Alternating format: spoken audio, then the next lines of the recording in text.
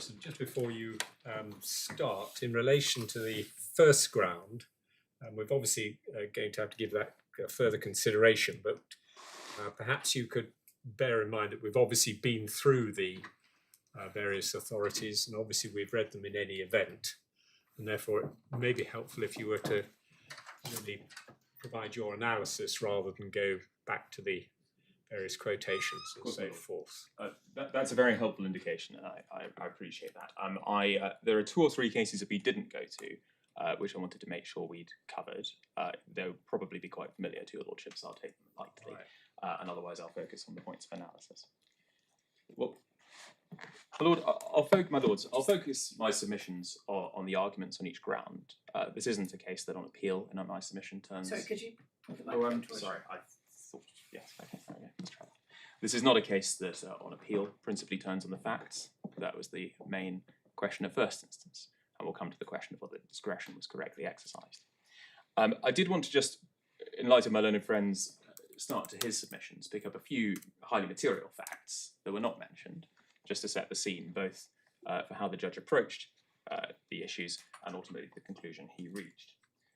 My learned friend highlighted, as you would expect, the period of delay the judge found to be abusive, and we don't, on appeal, challenge that, and we do apologise to the court for it.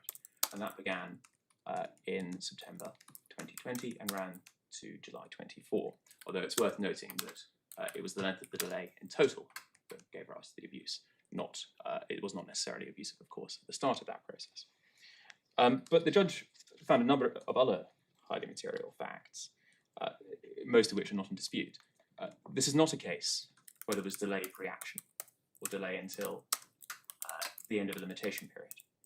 The action was begun as promptly as was realistically possible, within days of the cause of action accruing.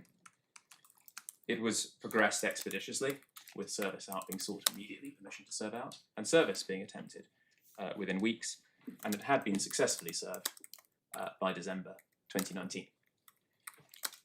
The reason that the progress of the claim was derailed was not a unilateral error by the claimant, not a unilateral delay. It was that the defendant did not file either an acknowledgement of service or a defence. And the judge found the resulting delay, at least until September 2020, was justified, particularly in the context of COVID. The judge found, and this is the phrase he used, that Optimus's approach was one of a wholesale disregard of procedure. And it's worth just looking at that, because it's a phrase that obviously your lordships picked up from one of the judgments. I had marked up my, I'm sorry. Just if you keep... Oh, sorry, I need to stay very close to the microphone. I'll avoid a sort of US-style roaming presentation. Helpful for all of us, I think, probably. Yes, yeah, I wasn't intending to do one, but it's a good deterrent, my lord.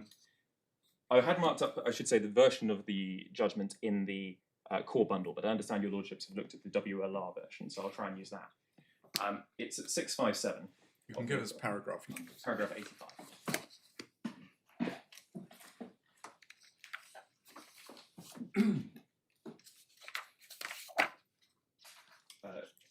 83 and 84 deal with the question of how the failure to file the defence arose, because Optimus had run an argument at first instance that was the result of a misunderstanding engendered by BlackBerry. The judge rejected that. He said at 84 that it was no one's fault, that there was confusion in December 2019, certainly not BlackBerry's. But the position had later changed when it was made clear that the defence was due because service had been affected. And at 85, the judge says, on the other hand, the broader point that Optimus, no less than BlackBerry, had the means and the responsibility to progress the case remains relevant. So does the fact that Optimus simply did not engage with the case, formally or informally. Its attitude was one of wholesale disregard of procedure. As Lord Justice Clark put it in Nazianski television, it is no longer appropriate for defendants to let sleeping dogs lie. A defendant cannot let time go by without taking action, and then later rely on the subsequent delay as amounting to prejudice, and say the prejudice caused by the delay is entirely the fault of the claimant. Those comments apply with considerable force where the defendant has not taken the basic step of engaging with the proceedings, setting out its defence, though having the means to do so. And this is material, my lord, certainly to the discretionary challenge, because it's not a case merely in which the complaint from the claimant is that the defendant sat by and let the claimant do nothing. It was that the defendant itself breached its primary and first obligation under the CPR to engage with the proceedings, to file an acknowledgement, to file a defence, and that in turn caused the initial delay up to and including the point at which the claim became automatically stayed, during which period BlackBerry's response was objectively justified. My lord, so that's an important contextual point. Right now, Of course. this doesn't drive directly before us, but I mean, was there an English jurisdiction clause in the licensing agreement? Yes, yes, there was. There was. And So indeed, we could they now serve without permission, but they had agreed to this jurisdiction. they had. So on the rules as they stood, we still needed to seek permission to serve out. Of course, today we wouldn't.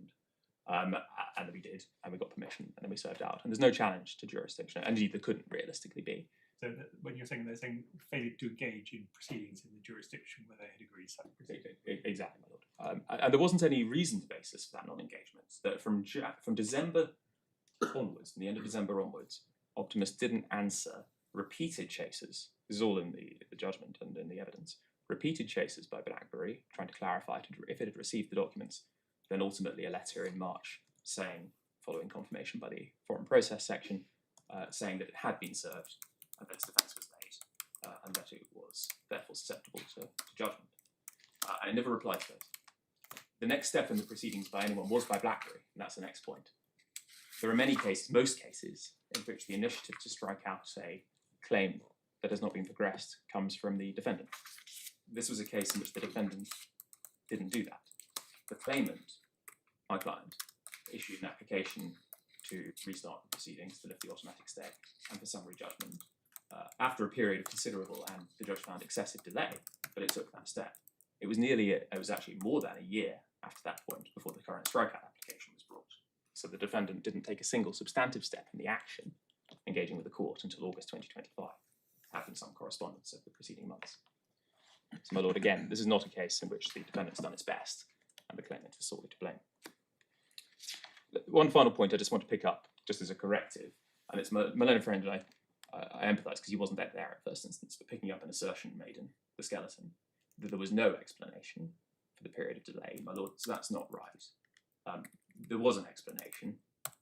Obviously the judge accepted it up to September 2020 and then said it wasn't objectively sufficient thereafter, which was that the claimant was concerned about the solvency of Optiemus, given its apparent financial position and given its non-engagement with the claim. It's one thing to sue a party that you think might be bust and another to continue to spend money on a claim with the other side not engaging at all. It might be inferred will not discharge judgment. And that it did, however, then investigate the financial position, and in light of that and the position of the 2023 accounts, concluded Optiemus had recovered. Now, to be clear, the judge found that explanation was in good faith. It wasn't a bad faith reason, it just wasn't an objectively sufficient reason. But there certainly was a reason. And the suggestion there's been no explanation is just factually wrong. So, my lords, that's just by way of correction, of course. Oh, I'm sorry, I moved away from the microphone again. Sorry. I'll turn it this way, hopefully that will help. That's just by way of background, and I don't intend to dwell further on those points. I'll progress straight, my lords, to ground one, which is the bulk of the appeal. It's important, my lords, at the outset to look at what Optiemus actually asks the court to hold. It asks the court to conclude, as a matter of authority, and in any event, I think as a matter of principle, that there should be a different and higher test for approaching questions of strikeout in the context of so-called grovit abuse under CPR 3.42b. That in other contexts, the court would continue to ask itself what is just in all the circumstances, taking into account the overriding objective and what's proportionate. But in this context, additionally, a party seeking to avoid strikeout would have to show compelling reasons. And what follows from that, my lords, is that there will be cases where, and this would be one of them, the justice of the case supplying the usual approach would conclude it would be unjust and disproportionate to strike out the claim, but the claim would be struck out anyway, because this higher test would not be met. Now, we would submit that's an ambitious argument and one that's clearly wrong. That's for three reasons. And I'll develop these by way of introduction. The first is that it's contrary to authority, clearly so. There have been 25 years of case law under the CPR that have universally treated this type of abusive process, as with every other type of abusive process, as being subject to the same test when the court considers strikeout. And were it not for the outlier decision in Watford, which was, we would submit, wrong, and in any event based at least in part on a misplaced concession, there wouldn't be any serious argument about this point. It's fortunate in a way that the point has come before the Court of Appeal sufficiently quickly that the law can be put back on track before other parties spend money on this point. But insofar as Watford concluded that a different approach was required by Chess Hospital, that argument should be rejected. So there's two more points, and the second is this. It's the wrong approach in principle. It's not justified by any matter of policy or any reasoned explanation as to why this particular subset of abuse should have a different test. It would result in injustice almost by definition in the individual case, because justice would otherwise have required the claim not be struck out. And it's arbitrary, because it picks on one type of abuse that can be more or less serious, and ignores other types of abuse, which in turn could be more or less serious. And this was one of the points your lordships picked up.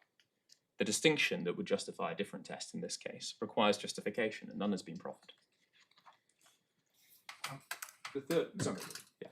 Mr. Morrison, Mr. Grant, at 2 o'clock today, the Court of Appeal handed down a judgment in a case in which I was on the panel, where a different and more serious form of abusive process, namely the deliberate obtaining by deceptive means of privileged information. I think I might know this case, my lord. Not involved in it, I should say. But And one of the arguments put before us was that there should be, as it were, either presumptively or automatically strike out as the appropriate response, to which the answer the Court of Appeal gave was, we're not persuaded that you should have presumptive or appropriate response, certainly in that case. I mention it in part because if you both saw it tomorrow, you might say, well, why on earth didn't? But I couldn't mention it before now because it was embargoed until 2 o'clock. it is literally hot off the press, my lord. So it might be amusing or not, but something very similar happened at first instance, because I suspect this is the appeal from the decision concerning effectively a sting operation to obtain privileged information. And that judgment came out, I think, shortly before the first instance hearing, and was relied on by Mr. Friedman, and then relied on by me on the basis that I argued Mr. Friedman had misread it. I'm not going to dwell on that. The court didn't, in turn, I think, make any findings on that. But from what your lordship says, and I'm sorry, I obviously haven't read it, No. it sounds like it adopts what I would submit as the right approach, which is that in that context, given the seriousness of the conduct, one can well imagine that the justice of the case would be more likely, all things being equal, to require strikeout compared to less serious conduct. But it's not a different test. It's still the same test, and it's fact-specific and fact-dependent. And actually, it does rather illustrate that it would be very anomalous if conduct of that type was subject to the general test, but conduct of grovid abuse, for reasons that, with respect, haven't been developed, was subject to a different test. Perhaps I can ask you, see if we can find it. Yes, if there's anything further, we can maybe hope to get to it before the end. The third point, my lord, is just practicality. And it's not an easy test to apply. Indeed, it's not clear to us how it would apply. What does compelling reasons mean? Does it mean extra strong reasons? How strong? Does it mean a subset of particular types of reasons and not others? There wasn't, I would respectfully submit, any real explication of that.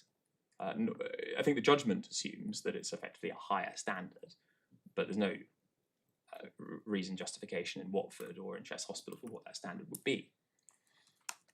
And it would, I would submit, be a recipe for confusion and cost and delay in future actions, because the stakes are so high in a strikeout application of this type that it would be in parties' interest, both sides' interest, to argue this point out.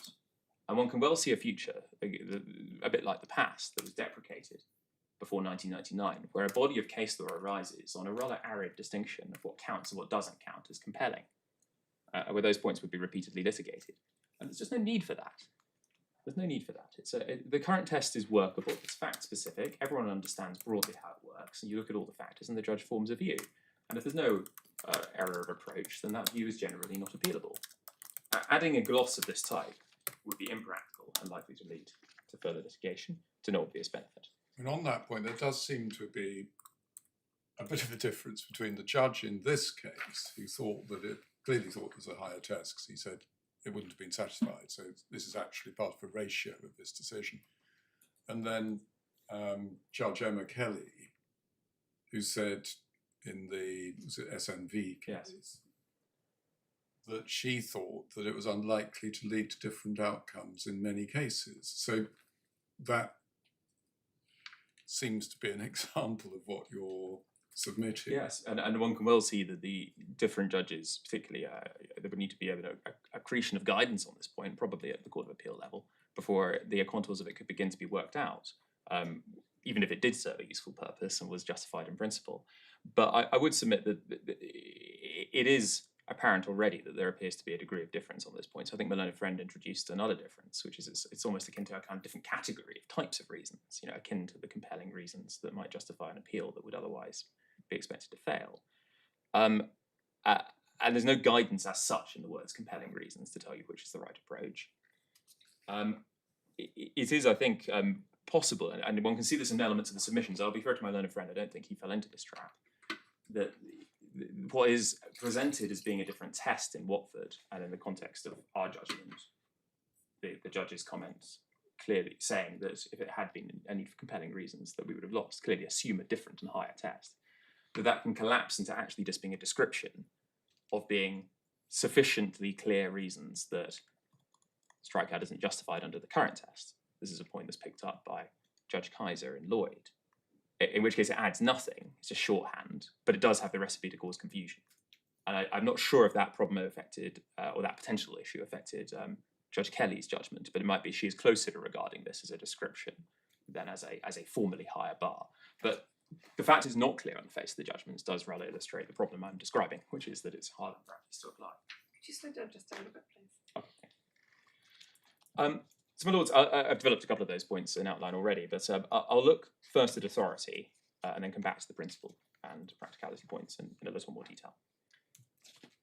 Now, in authority, I'll take this as lightly as I can in light of your lordship's indication and Grant's development of his submissions this morning. Grovat is the starting point. It is apparent on the face of Grovat that the judge was suggesting at least two things. The first is that where there was an abuse of the type that's now well established, the court could, but wouldn't necessarily, strike out the claim. So there must be another stage. And the only comments he made on when strikeout would follow is that it would frequently be the case.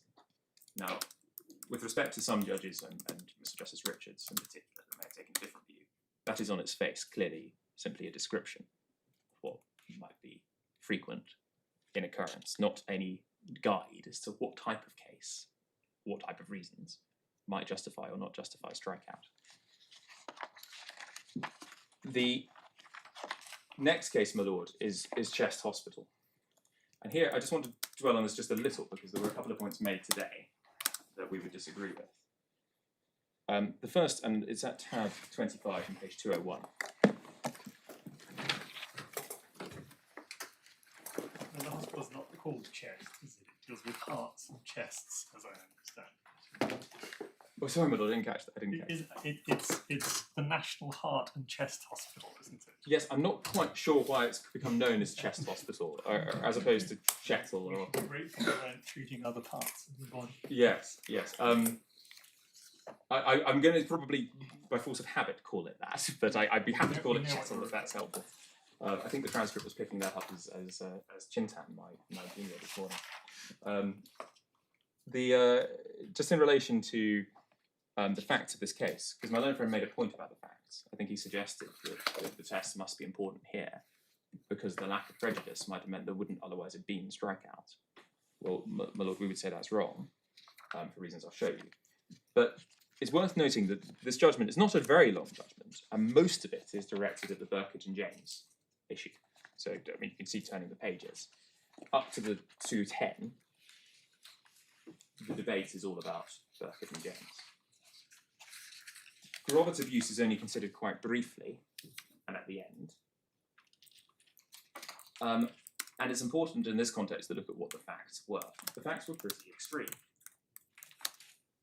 The claim, quite apart from the delay, which was longer than the delay in our case, the claim had been issued and had initially progressed, but then the claimant had paused it unilaterally because it was bound to fail.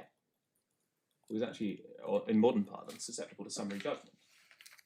And that's set out in some detail on page 211, and my learned friend asked you to read the passage so that we can familiar with it. One can well see in that context what an extreme case it was, because acting properly, the claim really should have been discontinued.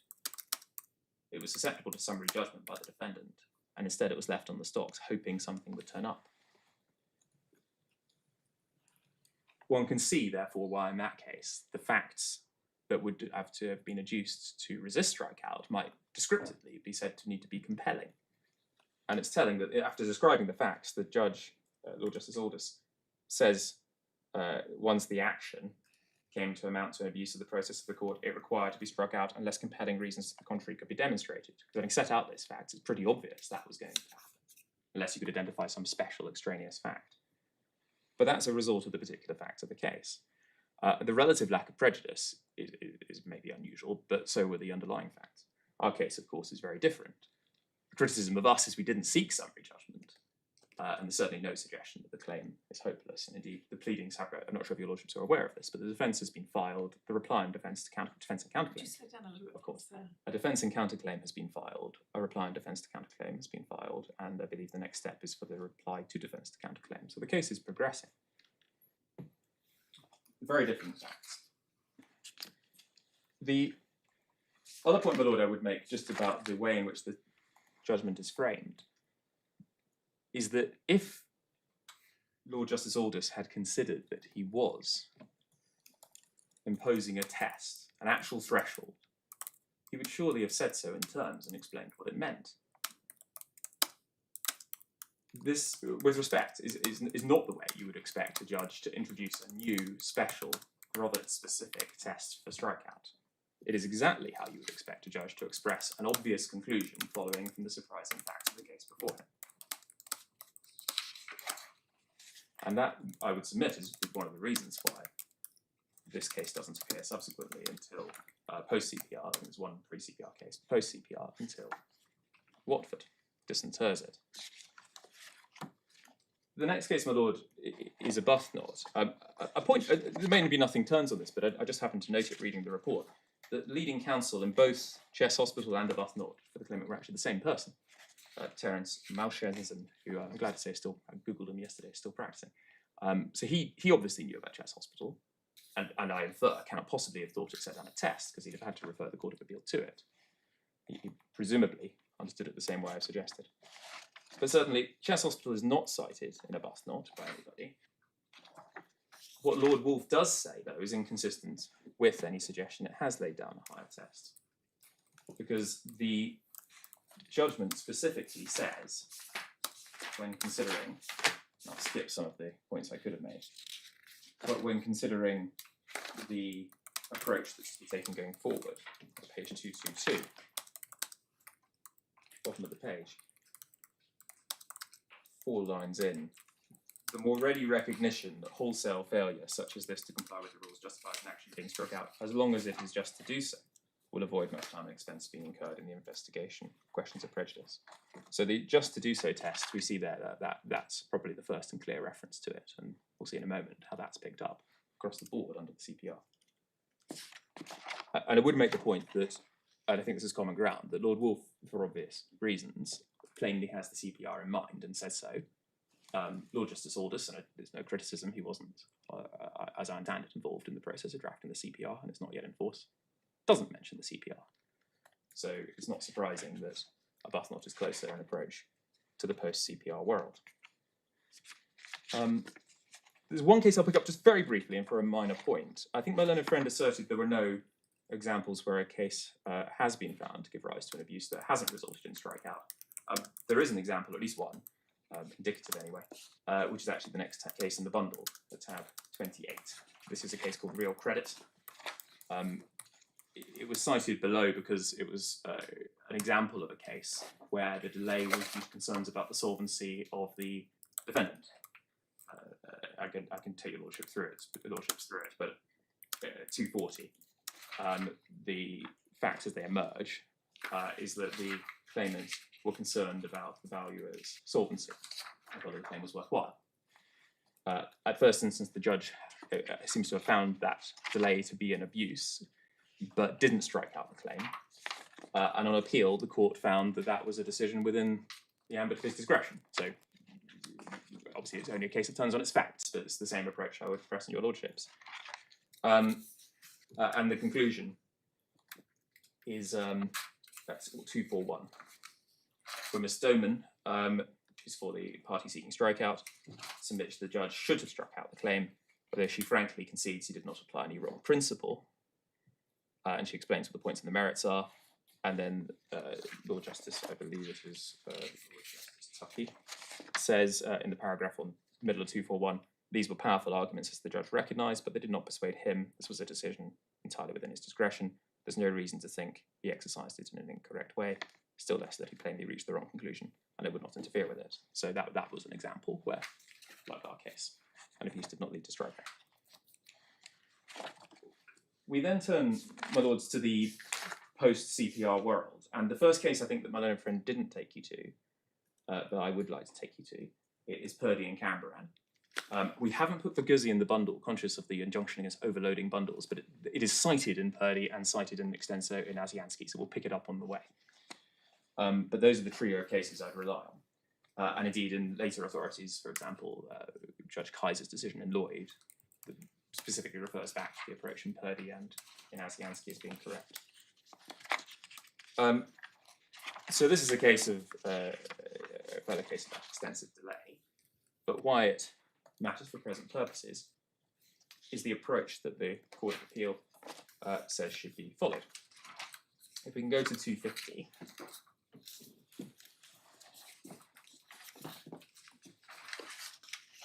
You can see that Lord Justice May's judgment begins at the bottom of the previous page. And he says, this case concerns an application to strike out the claim for delay. At 45, he looks at the powers, and this, I would suggest, is an example of the artificiality of distinguishing between various powers, because he says, under the civil procedure rule, the court has ample powers in an appropriate case to strike out a claim for delay. The powers to be found, if nowhere else, in Rule 3.42c, which provides that the court may strike out a statement of case if it appears to the court there has been a failure to comply with the rule for extradition court order, or in Rule 3.2m, which provides the court may take any step or make any other order for the purposes of managing the case and furthering the overriding objective, or under the court's inherent jurisdiction, expressly preserved. So he has in mind that there are various powers that could give rise to strike out for delay. He doesn't actually mention 3.2b, 3.1 brackets 2b, but the idea that that would involve a different regime would certainly seem contrary to the tenor of this paragraph. There's then at 46 the reference to the new procedural code, but then 5 lines from the bottom, when the court is considering in a case to be decided under the civil procedure rules whether or not it is in accordance with the overriding objective to strike out a claim, it is not necessary or appropriate to analyse that question by reference to the rigid and overloaded structure which a large body of decision under the former rules has constructed. Mr. Lewis, for the claimant, has correctly not sought to do so. Then there's a reference to Verguzzi saying the earlier authorities are no longer generally of any relevance. So, my lord, pausing there, that is clear authority for the proposition that if there was an artifice of separate and particular rules under the old authorities erected by the cases, those are unlikely to be relevant, indeed are generally not relevant, and it's in the particular context of a decision on strikeout for delay. Not one that, in fairness, seems to be proceeding under 3.42b, but the point is general. At 50, over the page, 251, Lord Justice May cites Verguzzi and notes that Lord Wolfe drew attention to the armoury of powers the court has under the civil procedure rules, in addition to that of striking out, and you can see there, obviously, the summary. 3rd line from the bottom, he was not indicating that any one of those parties was inherently more appropriate than the other. Mr. Lewis has correctly, in my view, not suggested otherwise. So again, that with respect to my learned friend's submission, seems inconsistent with the idea of a presumption or a default rule. And the point was put in a few different ways. Sometimes it was likely or usual or normal or presumed, but that's not the right approach in principle. The right approach is set out in 51. The effect of this is that under the new procedural code of the civil procedure rules, the court takes into account all relevant circumstances and in deciding what order to make, makes a broad judgment after considering available possibilities. There is no hard and fast theoretical circumstances in which the court will strike out a claim or decline to do so. And that decision depends on the justice of all the circumstances of the individual case. And then at the end of the paragraph again, it is necessary to concentrate on the intrinsic justice of a particular case in light of the overriding objective. So that, my lord, is exactly the approach that I say we urge upon you, but it is the approach that's been followed for 26 years since this case has been decided. It's only because of the outlier decision in Watford the point's open to debate. But it is clearly correct. It's the right approach under the CPR to questions of strikeout. It's also flatly inconsistent with Chess Hospital if Chess Hospital imposed a higher test, and therefore deals with that point as a matter of authority. We then look at Asiansky. That's a case about delay, is it, rather than breach of a specific rule? So, my lord, I think in the way it was framed, and as I understand it from Lord Justice May's judgment, I'm not sure it was grounded in one or the other, but the facts emerge from para 4, where I believe there was an order for assessment of damages. And then there's a gap of 3 years. Exactly. Exactly. And it could be said a bit like in this case, that there was a breach of the general requirement to cooperate in progressing the claim, but I don't think there was an order or a rule requiring that step. I'd stand to be corrected, but I believe it's right that this wasn't a specific rule case. We then look at... sorry, while we're in this case, just for the transcript, there's also a passage at 52 about the appellate court, so I don't know whether you're relying on that. So I had it highlighted and it was in my notes. It was one of the points I was going to skip over for time, but yes, it is there, my lord, and it's, I mean, most of the cases actually, because they all concern appeals. Something the Court of Appeal says a lot. It does, just to discourage attempts, I think, to re-argue the evidence. And indeed, to be fair to the judge in this case, he although he gave general permission because he didn't want to prescribe artificial fetters on the arguments, he did say that he hopes the appellant would exercise discretion at the points it pursued. Now, I would prefer to my learned friend, obviously he's come into the case more recently, but the appeal was pursued on a very broad front. And I think that came as a surprise to us, because it's difficult to reopen a case where there's been an exercise of discretion. And 52 emphasises that. And we saw it as well in Real Credit just a moment ago. That was also the position prior to the CPR. So could you slow down a little bit? Oh, sorry, yes, I'm attempting to compress half a day and a bit into half a day. I'll talk more slowly. That takes us to Asiansky. And I think this is the last case I would go through in detail, because I don't think we did go through it in any significant detail with the appellant. It is obviously a case we rely on, particularly for the sleeping dogs lie point. But it is a very helpful overview from an eminent court. The judges are Lord Justice Clark, Mance and Dyson, of the right approach generally to issues of this type. Now, I think we can pick up the judgment at page 274.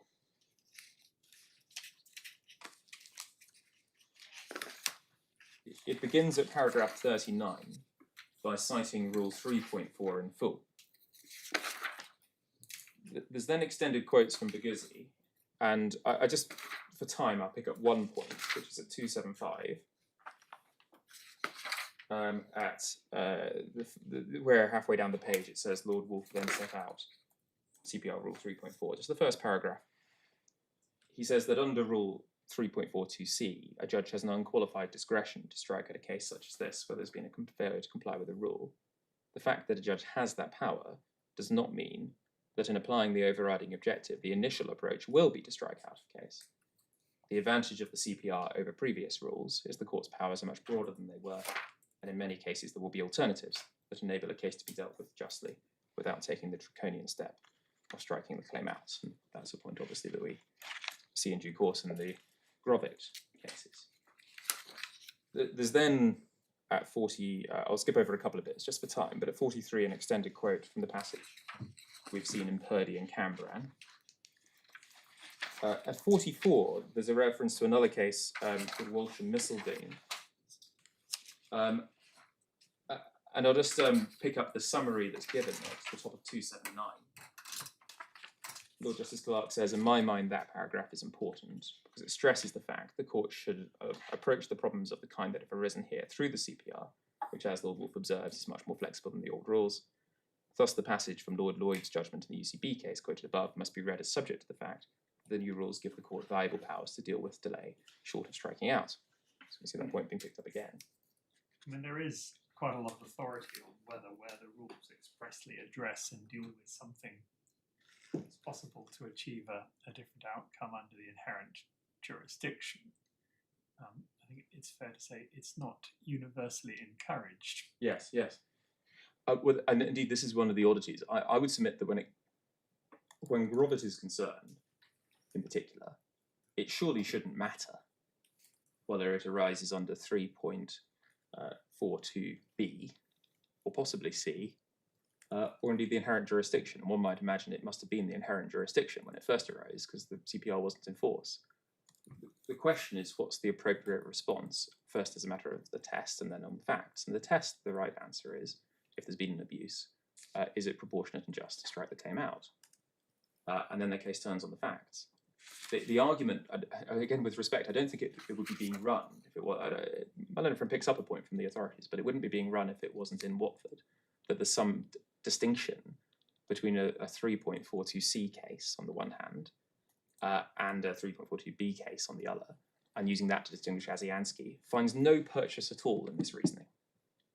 The reasoning here is equally applicable in exactly the same way to both of those provisions. And because one can be more or less serious than the other, depending on the facts, it would be entirely unprincipled to draw that distinction. It's in that context, I don't think I need to read through all of this, obviously you'll be familiar with it. 46, again, emphasises a flexible approach. And it's in that context that we come to 48, which is a paragraph we've seen before, about not letting sleeping dogs lie. And we've obviously seen that. And again, there's nothing on the face of the judgment to suggest a distinction between different types of abuse or different types of delay or the different provisions under which the complaint can be made.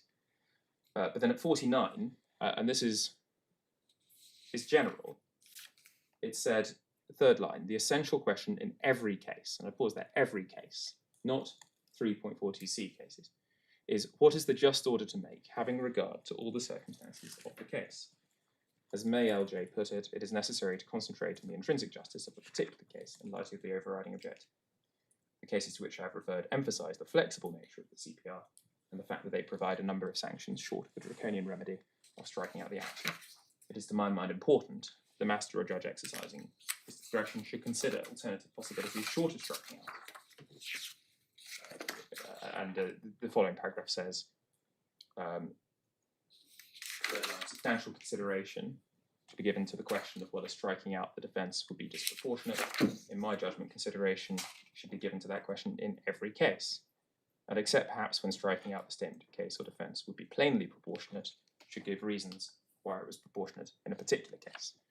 So I would suggest, had Mr. Paul Stanley simply proceeded on the basis that strikeout was the default rule and not considered alternatives and not considered proportionality in the way that he did, he would then have been clearly in error. But the approach he did in fact adopt is entirely orthodox and correct. And if any case is binding, it's the trio of cases for Gazi, Purdy, and Asiansky that we just saw. And to that extent, Watford was contrary to Court of Appeal authority. Now, rather than making the point good, there are lots and lots of other cases we could cite showing this point being applied. I would just touch on Asturian, which is generally the lead, regarded, at least in my experience, as the leading case on Grovitt abuse in recent years, but I don't think was really dealt with from Malonefren's submission. And just a couple of points to pick up from it. We obviously you have, my lord, the fact there's the two stages to the inquiry. Is there an abuse, which turns on the length of the delay, objective reasons, and so on. And then what's the appropriate response? The case brings out the distinction which didn't appear in Grobbett between a case where there's no intention to pursue it and a case where there is a contingent intention to pursue it. The latter case is less serious, and that's the case we're in. Round 5, I think, sought to challenge that conclusion of the judge, but that's no longer pursued. The conclusion I'd just like to pick up is right at the end at 467. And I'll happily address you on the rest, but I suspect you're familiar with it. I mean, I think it's fair to say on this case that Lord Justice Arnold brought out the two-stage nature of the process in a way that perhaps hadn't been previously articulated in a helpful way, and that now, when following a sort of structured approach, this is probably the leading authority, which I don't think is contested here. But also, it seems to me arguable that some of the earlier cases, which don't necessarily draw out or articulate the distinction, have to be read in the light of this. I think that's right, my lord. I think this is a point in my favour. In the earlier cases, which perhaps distinguish less clearly between the need to first identify the abuse and then the response. And one can understand perhaps in Chess Hospital why that wasn't done, because that's very much the approach under the CPR. It's drummed into you at bar school that sanctions need to be proportionate and they meet the justice of the case. You first work out what the problem is and then what to do about it.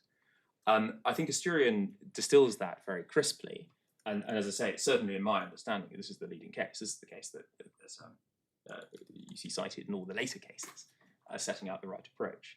And it's telling in that context that the judge did, and I accept briefly and strictly obiter, consider the proportionality inquiry when it came to striking out. So that was the point I was going to show you there. I'd be happy to dwell on it further, but I suspect the other points are common ground. It's 467 and para 79. And so this is obiter, I accept that.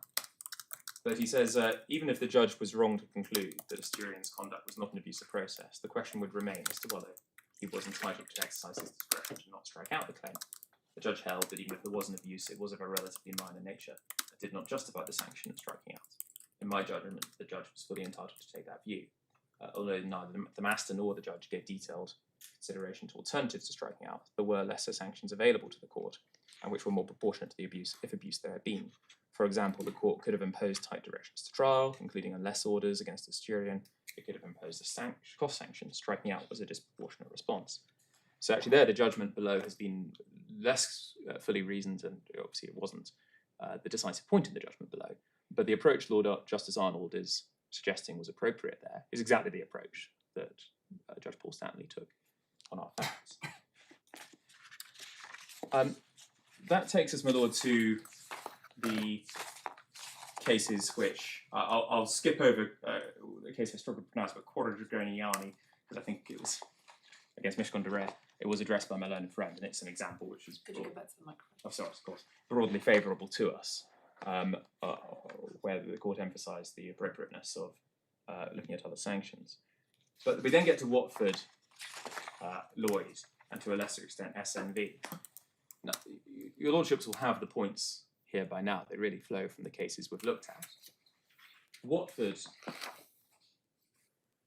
is a case in which, for what appears to be the first time in a quarter of a century, somebody has disinterred through the power of Westlaw. Yeah, well, his research skills are impressive, and the point is landed. Chess Hospital is cited. It, in my opinion, my submission, in a clear error, is conceded to establish a point of principle, and on the back of that, Mr. Justice Richards concludes that it is both binding authority and applicable to the case before him. But with respect, each of those steps is wrong. It doesn't establish a point of principle, as we've seen, nor does it purport to do so.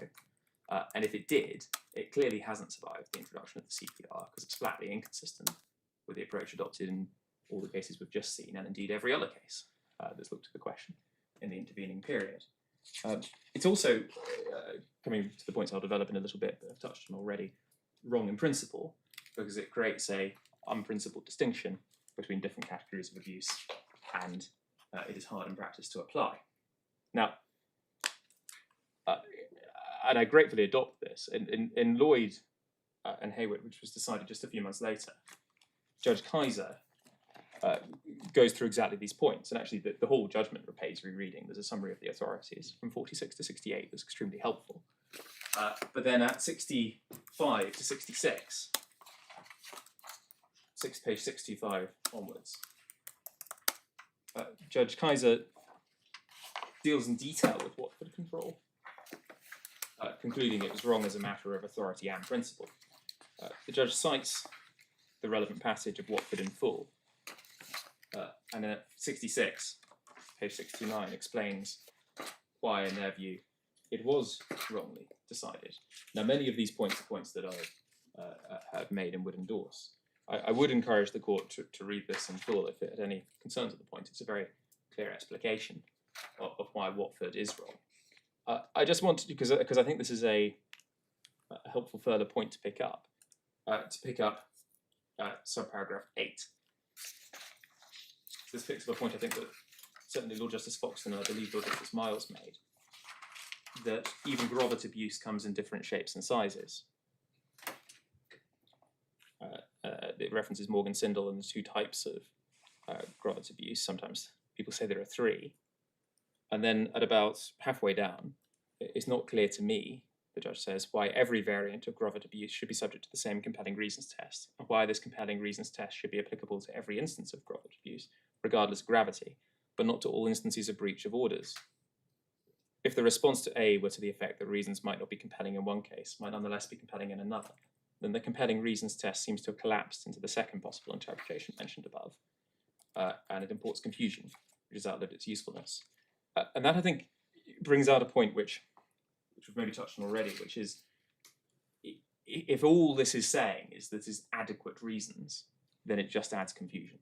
If it is imposing a higher test in a particular context, then it's not justified in principle.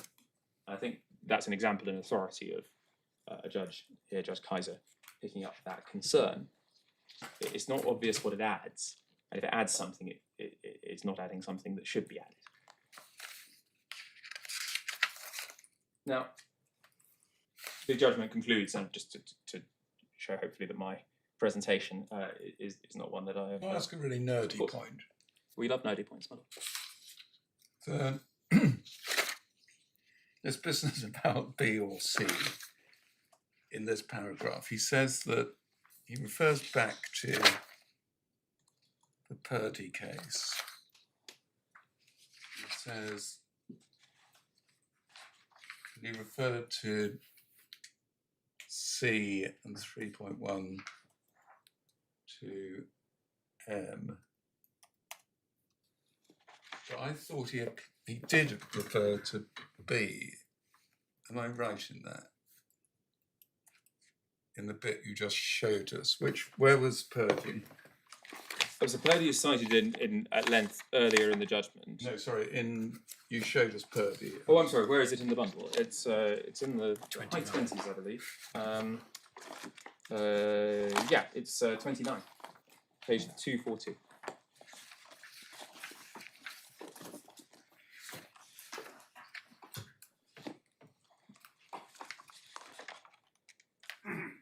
No, I think he is accurate. Sorry. Yes. Sorry. Not at all, my lord. And obviously, the fact that so many authorities are being cited to try and put this to bed at first instance does, I would respectfully submit, demonstrate the concern identified at the outset, which is that if there is this higher test, then it tends to result in an accretion of further case law. The point I was just going to pick up was just the conclusion at 68, echoing the submissions I've made. Perhaps I'm echoing Judge Kaiser, that the second line from the bottom, sometimes it will be the just and proportionate response and sometimes it will not. This is a matter for the court in light of all the circumstances of the case.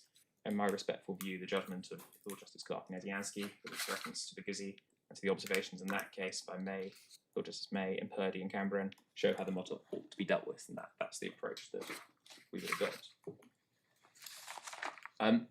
Let's briefly touch on SNV, which I think is the last case, and certainly as of late last night, we couldn't find any other cases citing this, but of course, as earlier demonstrated, new cases come out all the time. This is a case where I think, again, being fair to my learned friend, the skeleton perhaps rather overstated the position, suggesting it was sort of on all fours and very helpful to the appellant. It's neither. On the question of principle, I think your lordships have seen this. Judge Kelly doesn't reach a definitive view, but she suggests that she would be surprised if there was a higher test, given it's not mentioned in Asturian. I just wanted to pick up a point about the facts, because this came up in a couple of places later in the submissions as well.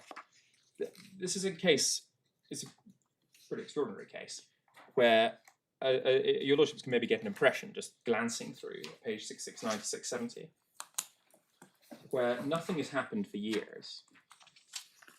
And then from paragraph 14 onwards, this is a very sorry story. Eversheds, showing impressive patience, chase over and over and over and over again the claimant's counsel, or claimant's lawyer, solicitor, for what they intend to do next, and keep getting batted back, either with no response or excuses about being busy, and eventually apply to strike out. And even then, there's no delay in filing responsive evidence. And it's against that background that the judge concludes there's been no I think this is extraordinary, no explanation for the delay, and no confidence the case even now can continue. Even if they hadn't struck it out, there's no confidence the claimant will want to progress it. Now, that's helpful for two reasons. One, it shows, I would submit, an example of where the defendant's conduct is relevant on strikeout, but the other way, because the defendant is trying to progress things. That's the opposite of this case, where the defendant did nothing. At no point took the initiative, actually delayed applying for strikeout.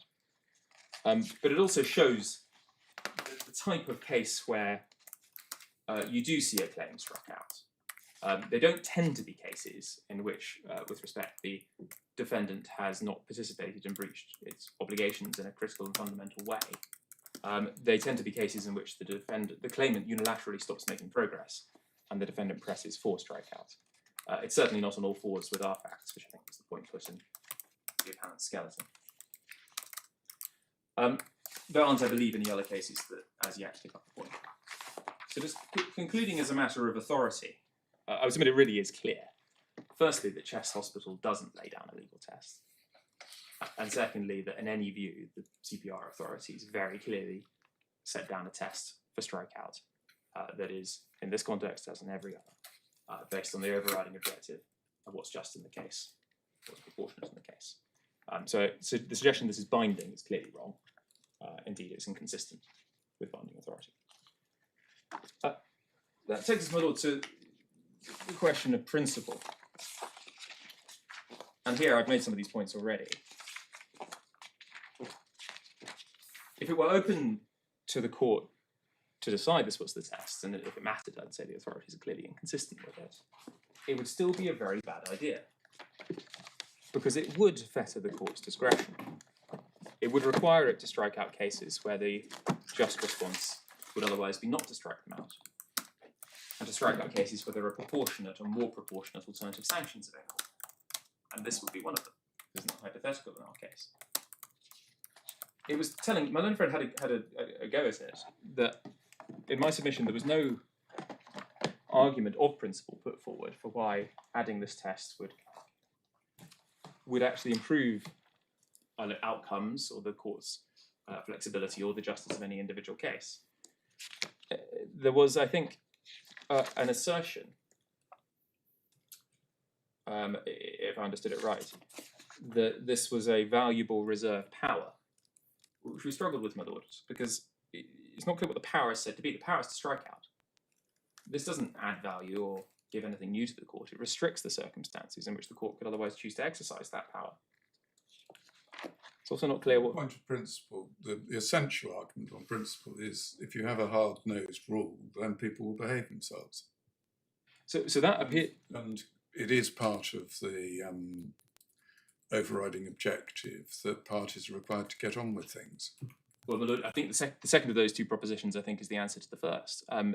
One can understand the argument as a matter of principle that a very tough rule that could produce injustice in individual cases could create a deterrent effect that would overall improve the justice But of that's not decisions. all that surprising, because we've gone away from the whole sort of ethos of a CPR is that we've moved away from the let's just try and do justice in the particular case Yes. to recognising the systemic nature of importance of the rules because of scarce resources and so on. So that is a theme of the CPR, and so I'd suggest it's not really an answer to say, oh well, in the individual case you may end up with a hard outcome. That's, as it were, baked into the CPR. Yes, so I would agree with that. And perhaps individual case, I should explain what I mean. It's on the facts of this case, but taking into account, of course, that broader policy objective. And obviously, the judge, explicitly says he has cited the fact the court shouldn't take an indulgent approach, and he mentions the court's resources. There's actually, I could take you to this in the context of the discretionary exercise. There's a short passage on that. I'm sorry. There's a short passage in which the judge deals with that question, so he hasn't lost sight of that, and that's why the justice of the case inquiry under the overriding objective is a robust one. And the judge said this was a close decision, notwithstanding the defendant's conduct and the fact that the prejudice was found to be only general, not specific, and notwithstanding the fact that my client progressed the claim expeditiously up to a certain point and indeed could have brought a new claim. It was within time and limitation. These are all points in our favour, and it was still a close call. But that's because the starting point is not one of indulgence. It does consider other parties. But there's no reason to have an a priori overriding higher test that would mean, notwithstanding all of that, in this particular context, but not others. Just pausing there. Yes. Plainly, warehousing, which is how it's been referred to, it requires a subjective intention rather than an incompetence, and generally one does treat intentional misconduct more severely than incompetent misconduct, if I can put it that way. But the deal they have is that people frequently breach rules, practice directions and court orders intentionally. Now, we there treat the intentional nature of the behaviour as an adverse factor. Yes. And there is no doubt that it can be, if it's sufficiently poor intentional conduct, perhaps it's an adverse factor of sufficient weight to carry the day in the face of a lot of other factors that might have merited a lesser sanction. So I suppose the question is, why is warehousing, beyond the question of intention, treated differently from other procedural failings? Well, this would be exactly my submission, my lord, is that it shouldn't be. The context, of course, gets taken into account, and the degree of intent gets taken into account as part of the general test, but it doesn't justify a different test.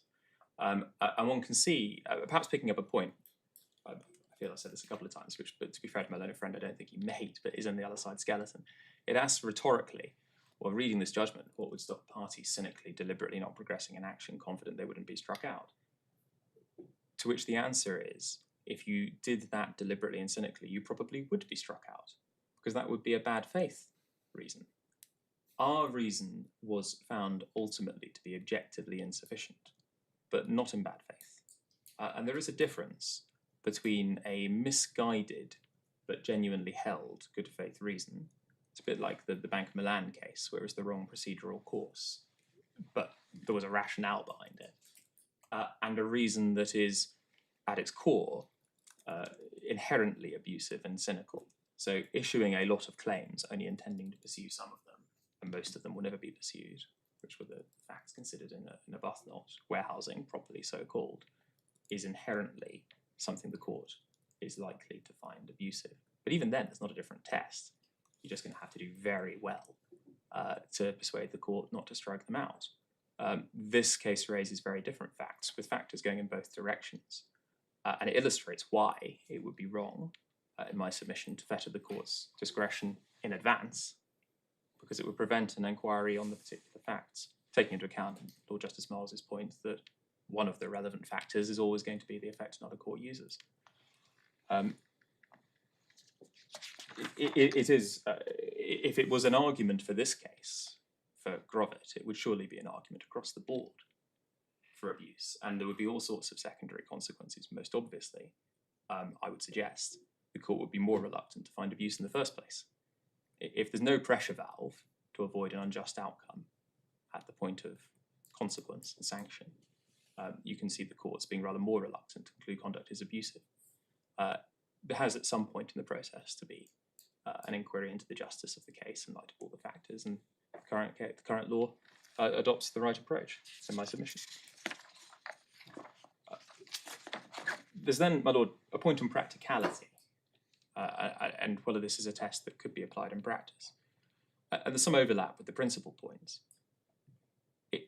I've made my points, I think, actually at the start about what compelling reasons actually means or doesn't mean. I just wanted to bring out one more point, which is it would create a quite important, potentially decisive, argument about the particular category of abuse that was before the court, which might not on the facts be as easy as the claimant, or sorry, the appellant has assumed. If Grovet abuse is subject to a different and higher test, parties will seek to argue that the case is or is not an example of Grovet abuse, as opposed to in some other form of abuse. And of course, there's no rule or clear criteria around the edges there. So the argument moves to whether this is that type of abuse or not, whether this is a CPR 3.4b or C abuse or inherent jurisdiction. And then once you cross that threshold, you get into the argument about whether the reasons are of a compelling type or suitably strong. And all of this distracts from the actual inquiry, which is what the justice of the case requires. It's a sort of superstructure of, well, frankly, costly and rather pointless debate, sitting above what at the moment is a workable and coherent test. And parties, as I think I mentioned opening, given the stakes, will spend the money to fight this. So this is a recipe for extensive litigation, which could be avoided by abandoning the Watford decision and the heterodox approach it encouraged.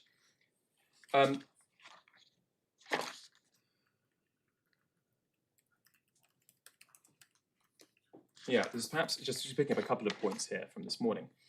I think it was suggested that the words compelling reasons appear elsewhere in the CPR, and therefore they're words that have a known meaning. Actually, in my submission, my lord, that argument showed the problem.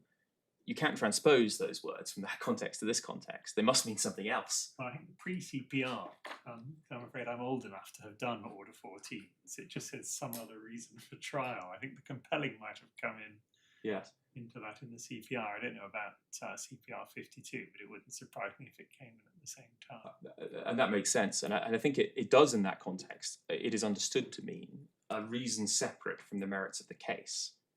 So, for example, the broader interest of some class of parties or a dispute on the law, or possibly the nature of the interests involved, which require a judicial decision at a higher level to give confidence, things of those type. But that doesn't really work here, certainly doesn't transpose neatly. So the fact that this language, which has been taken, I really would submit, from a case that clearly didn't have any of this in mind, as purely descriptive, is just introduced another layer of confusion, because it must have another newer meaning. And the judge here, Judge Stanley, appears to have thought it meant higher, stronger reason, rather than different type of reason, but we don't know. There may even be a bit of doubt. It may just be not an error of expression, I don't know. But I think at one point my learned friend said towards the end of his submissions that it has to be a compelling reason for the abuse. And again, with respect, that surely collapses into the first limb of the inquiry. If there's a compelling reason for the conduct, there probably is no abuse. The test, if it is one, must be a compelling reason not to have strike out, notwithstanding there is no good reason for the abuse, or the abuse arises because of no good reason. And again, the difficulty in even expressing the test shows how hard it is to apply. And it would, of course, as I already submitted, require distinctions between different limbs of the CPR, as well as between Grovet and non-Grovet abuse. That's not helpful.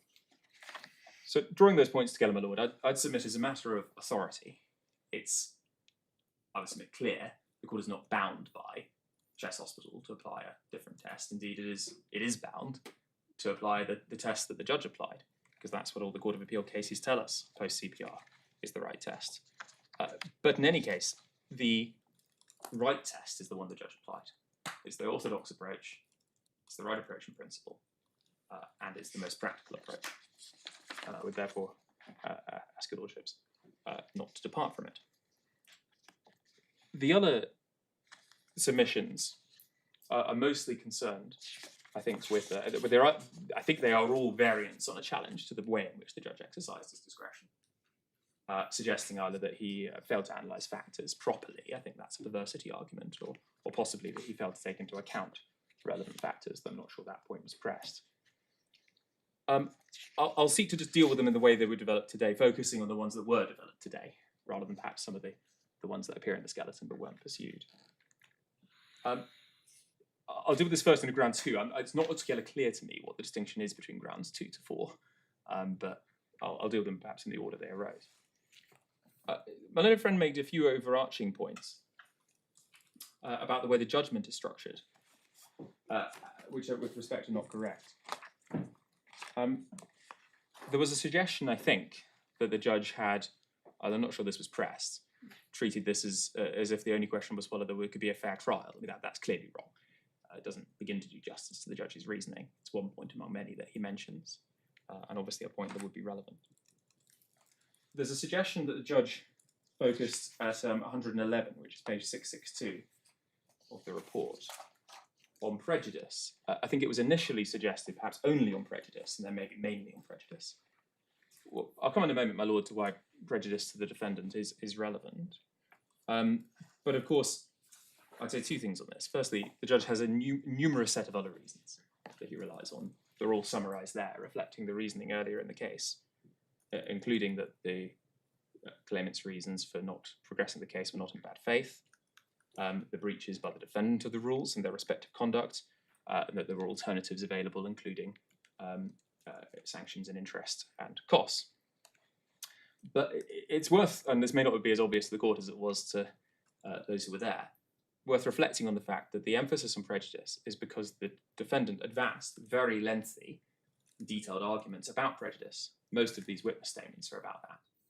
And most of the points were bad. So the judge rejected most of them on the evidence, following extensive argument. The judge can't be criticised for spending time doing that. Indeed, part of my learned friend's skeleton, at least, suggested there were some points he should have considered in more detail. But insofar as the judgment considers prejudice in detail, that's the reason why, because that was the case that was being put to him by the defendant. I think there was a suggestion that the judge didn't have regard to other court users and resources, and that, my lords, is just wrong. I believe it was already picked up, I think, by Lord Justice Foxton, that at 111C, the court, this is the point I made to Lord Justice Miles as well, the judge says, I have firmly in mind the stress the cases consistently lay on diligent pursuit of litigation, the significance of sanctions in deterring abuse, and the fact the overriding objective is concerned not just with fair trial, but with the enforcement of the rules. And then he says, but the abuse I have identified, abuse though it is, was not the most serious kind. This was not warehousing in the sense of bulk commencement of large numbers of claims, followed by the strategic selection of those that turned out to be most valuable. BlackBerry began a single and arguable claim, and every intention of pursuing it. Did not abandon the claim, though neither pursued nor took systemic steps to address the delay or monitor the position. Although BlackBerry's decision was deliberate, it was not intended to prejudice Optiemus, and it did not involve the breach of any specific rule, and it was not in bad faith. So that's the kind of nuanced analysis that actually appears in the judgment. There's also a brief mention just a little earlier, which I'm not sure we've seen yet, of the effect on the court's resources more broadly. Would you go to the microphone? Of course, at 109 and 110. And the point that's made here, particularly towards the end of 109 and 110, is that there has been very little use of the court's resources to date, because very little had yet happened. And of course, that's quite different to most of the cases. Most of the cases there's been a defence, there's often a CMC. Often the cases seem to run into the ground during the disclosure phase, or when they're meant to be listed for trial under the older rules. This is a case that didn't get going because the defendant didn't file a defence, although BlackBerry had done everything it should up to that point. But there was also a point which, on the facts, was of assistance to us, which is that certainly at the time the claim was restarted, it would have been open to us under the rules. This is actually a point the judge picked up himself. I can't take any credit for it. To discontinue and start again, and no criticism could have laid. That was open because there's no defence. It's a unique factor, and we would still have been within time because the claim was begun so close to the start of the limitation period. So that at that point there could be no complaint. And further, we have our claims under our amendments, which are still within time at the time of the decision, which could have been brought afresh, in which case all the same issues would have to be determined by the court anyway. So this is not a case in which the court's time, A, had been wasted, or B, time would be saved by strikeouts. The same issues were always going to come before the court. And those were further reasons why those particular factors carried less weight in this case. Looking at the particular points that were developed by my learned friend today on individual parts of the judge's reasoning, he looked first at, well, possibly not in this sequence actually, but he looked at witnesses and whether the judge made an error in his evaluation of the evidence in relation to witnesses. Now, with respect, this is an attempt to re-argue the point below. Sorry, Lord Justice Foxton. I mean, I think this is worth a little time, if I might say so, just to make sure that we understand your response to, Sure. to the points. Well, my lord, I think there are three parts to the response. The first is that what's the right question? Yeah, what is the prejudice that matters here? And it has to be prejudice due to the delay. I'll come to why that wasn't the case on the facts. The second is, as a matter of fact, due to the time at which the case is restarted. And the third, although we dealt with last, I think, is what's the relevance of witnesses on the facts of this case. I'll perhaps start with the last point, because it was developed, I think, as a very brief assertion by my learned friend, that this was a case in which would ultimately turn, importantly, on witness evidence. My lord, I mean, that is not correct, and the judge held rightly that this was a case that principally turned on the documents, not vivid recent recollections. There's an assertion, I think that point was the judge's own point. I mean, my firm recollection is I put that point in submissions, and regrettably the recorder was broken on the first day, so I can't show you that, but it was an argument that certainly I recall we developed, but the judge rightly adopted in that conclusion. And the reason that this case doesn't principally turn on witness evidence is because it's not principally about what went wrong, but rather who is responsible for it under the contract. Now, the claimants didn't take you to the defence, and I can do so if helpful, but it's common ground, indeed it's admitted in the reply, that there was a delay in the launch of the products. That's not in dispute. Most, possibly all the errors that arose in the products are common ground.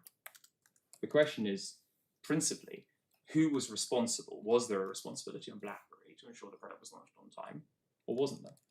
And so far as errors are concerned, they were principally made by agents. Whose agent were those principal? Who was the principal of those agents? Who's responsible for them? There's actually relatively little, if anything, between the parties that would require witness evidence. And I had a look. None of the three individuals mentioned in the grounds of appeal are even mentioned by name in the defence. One of them is mentioned twice in the reply, but in the context of emails they sent. This is not a case that turns on witness evidence. The judge was quite right on that. And certainly the Can you argument. just explain to us that slightly more fully? So that when you say your basic point is there's not much doubt that things went wrong. It's a question of who's to blame. Yes. What was this? I thought it was a contract for your clients to supply. What is it? Is it software to the defendant?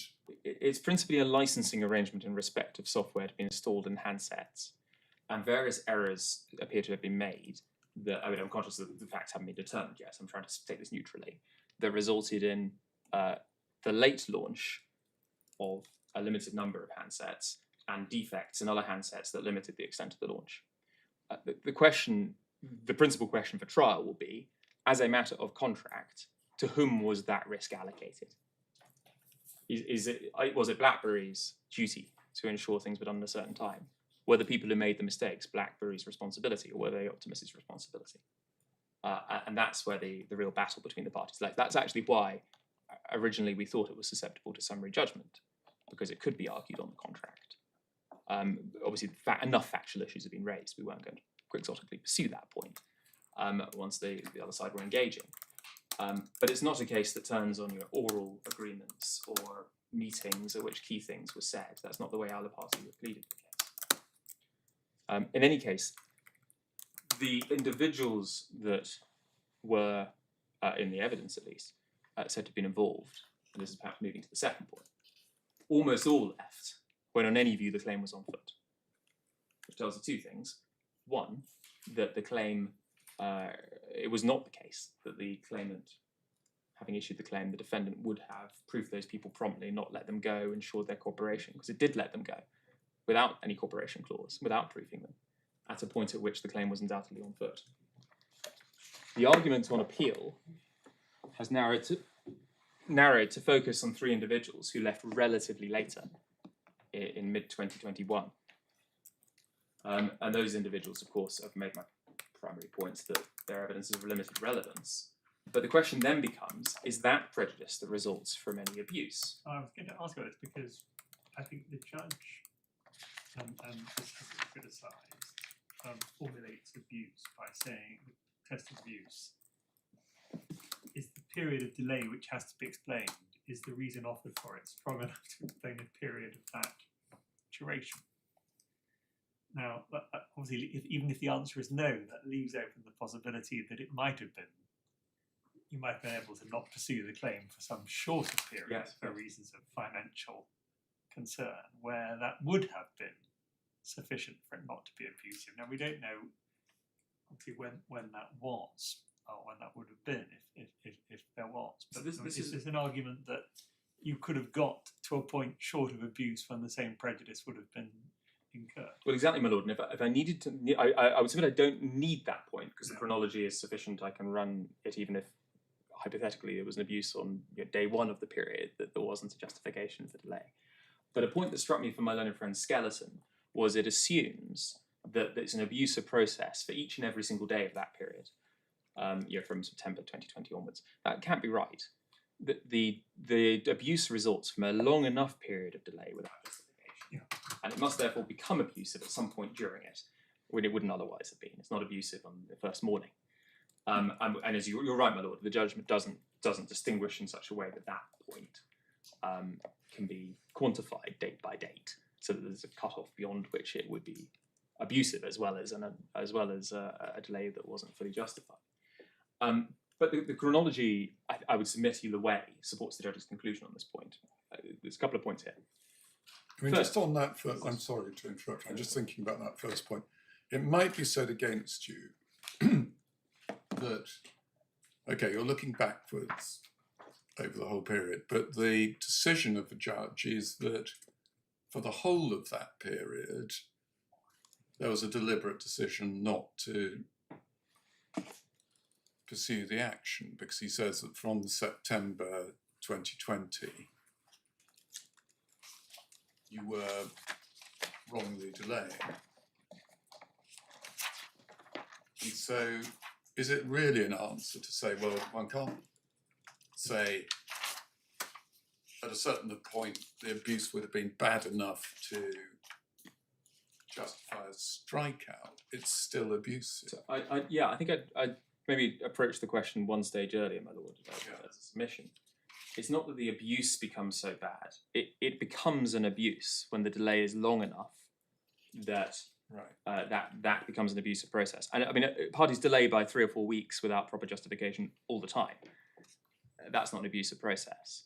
It's a long delay, a long enough delay, coupled with a lack of objective justification that leads to the abuse occurring.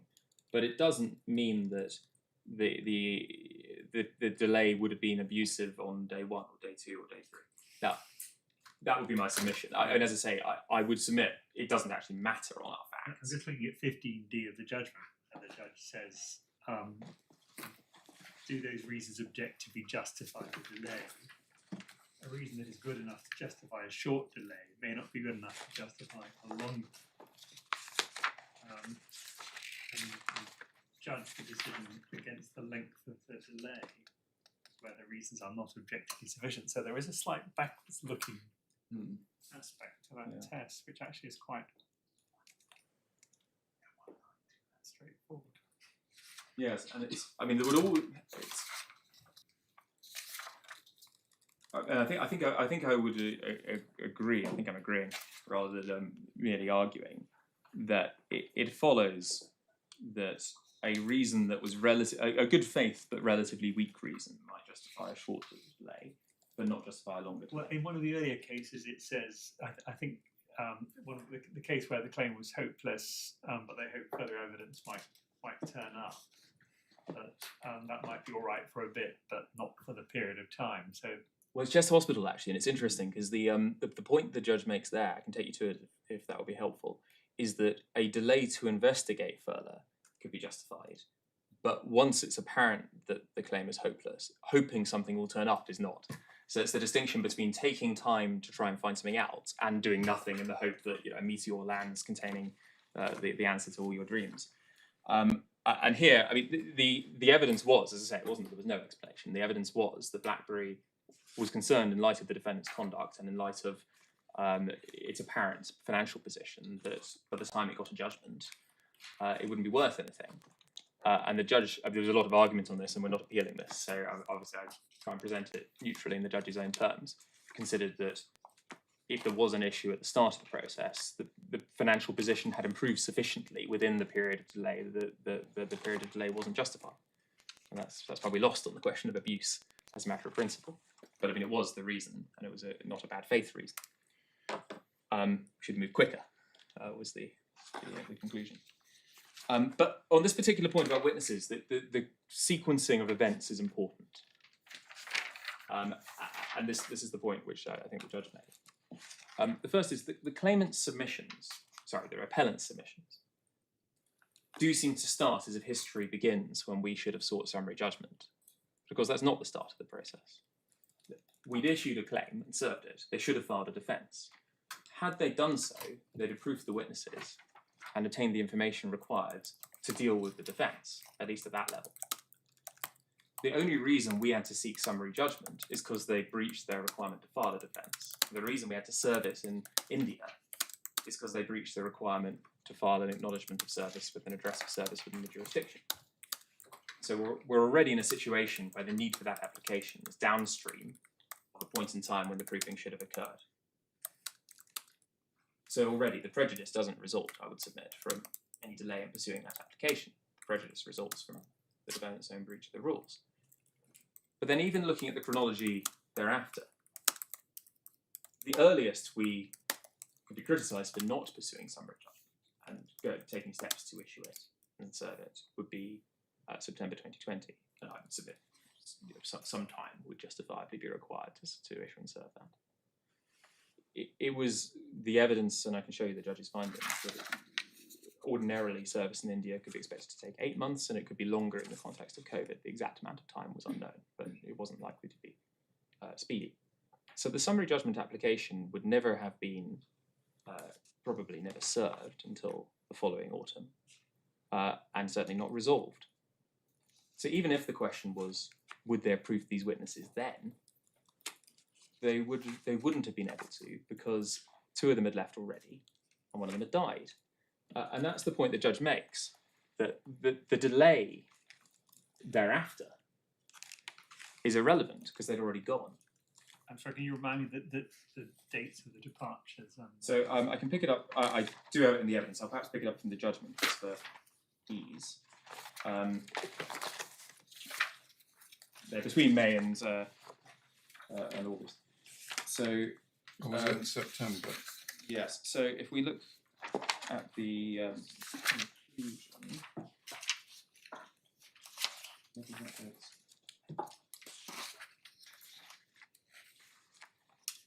so where the judgment deals with this point, obviously the judge had the evidence in front of them. Sorry, the microphone. I'm sorry. The judge makes the point at 88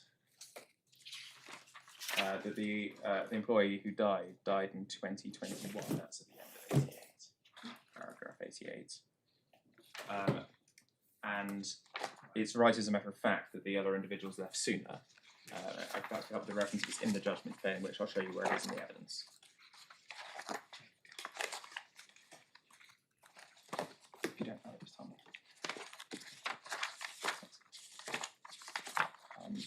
Mr. Battier died in September, I think, 21. And the others were May and July, is that right? That's my understanding, yes, certainly beforehand. I'm just looking at the... Might have to go to the primary evidence as well. Get some primary reference at the moment. It is 88 summarising your submission.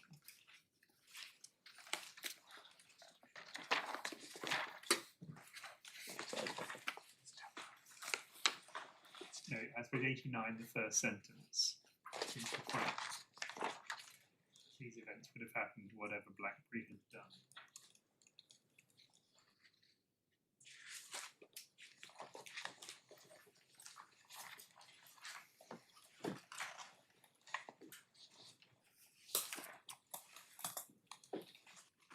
Yes, and it's the second line of 89, I think, that adopts that submission. In other words, it says, as BlackBerry says, the departure of many staff and the death. Sorry, I can't. Sorry, as BlackBerry says, the departure of many staff and the death of one specifically would have happened or had already happened, whatever BlackBerry had done. And then it deals with the more general point about prejudice. So the specific suggestion those individuals had already gone is the one the judge is rejecting.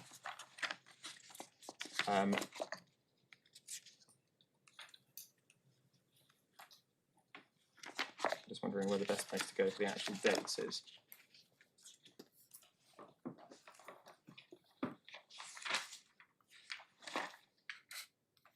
Yes, I think the so dates were in the passage which Mr. Grant showed us.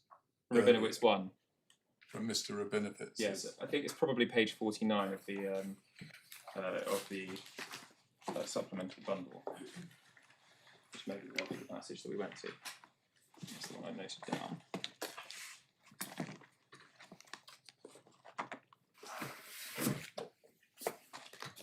And there's a list of individuals at paragraph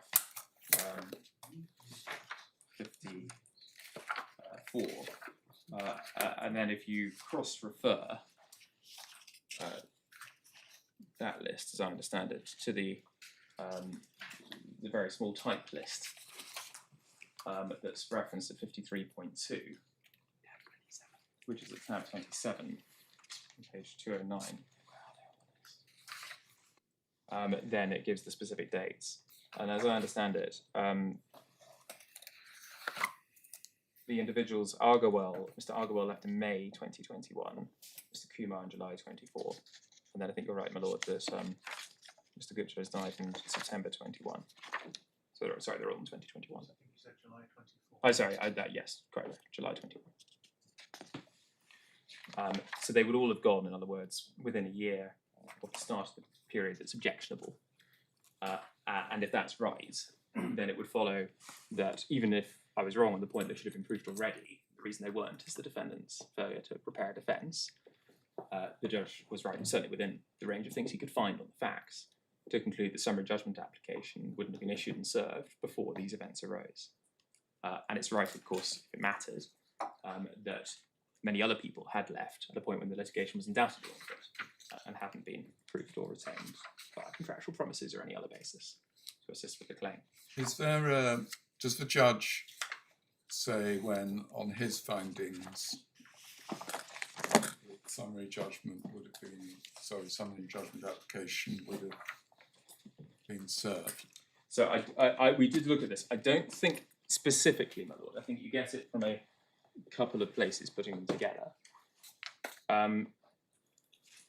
He does conclude that they wouldn't have been proofed before it would have been served, from which it follows. I think he must have concluded it would have been served after that. That's the passage we just looked at. But if we look at the judge's conclusions in relation to the process for service, sorry, I'm just taking this slightly out of sequence.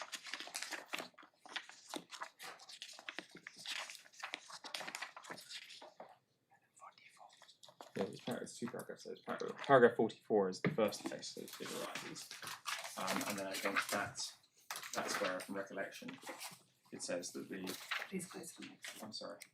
That's where it says service would be expected to take 8 months. 650 of the judgment, 44.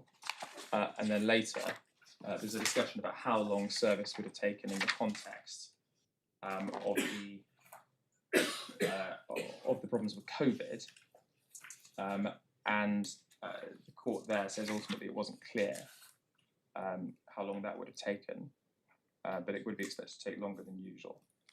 And I believe I'll find the reference for that. That's the end of 53, is it? Yes, that's paragraph 53. Maybe.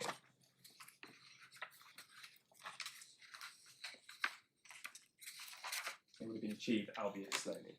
There was quite a lot of evidence. It was genuinely unclear quite what the position was in India at the relevant time, making it clear it wasn't good, but it didn't seem to have ground to a halt. But I think that's the upshot of that evidence, is the finding the judge makes just there. And when you read that together with 88, 89, the judge is clearly concluding, and rightly we would submit, and certainly within the range of the findings open to him, that had the summary judgment application been issued on a timescale that wasn't an abuse, it wouldn't have been served in time for these individuals to be proved, and that's why the delay doesn't cause prejudice in that respect. And that's assuming everything else against me, that we should have started at the start of the process in September 2020, and that they shouldn't have been proved sooner for the defence. Now, and indeed that their evidence was critically important in some way in the first place, which was met on the defence, it isn't.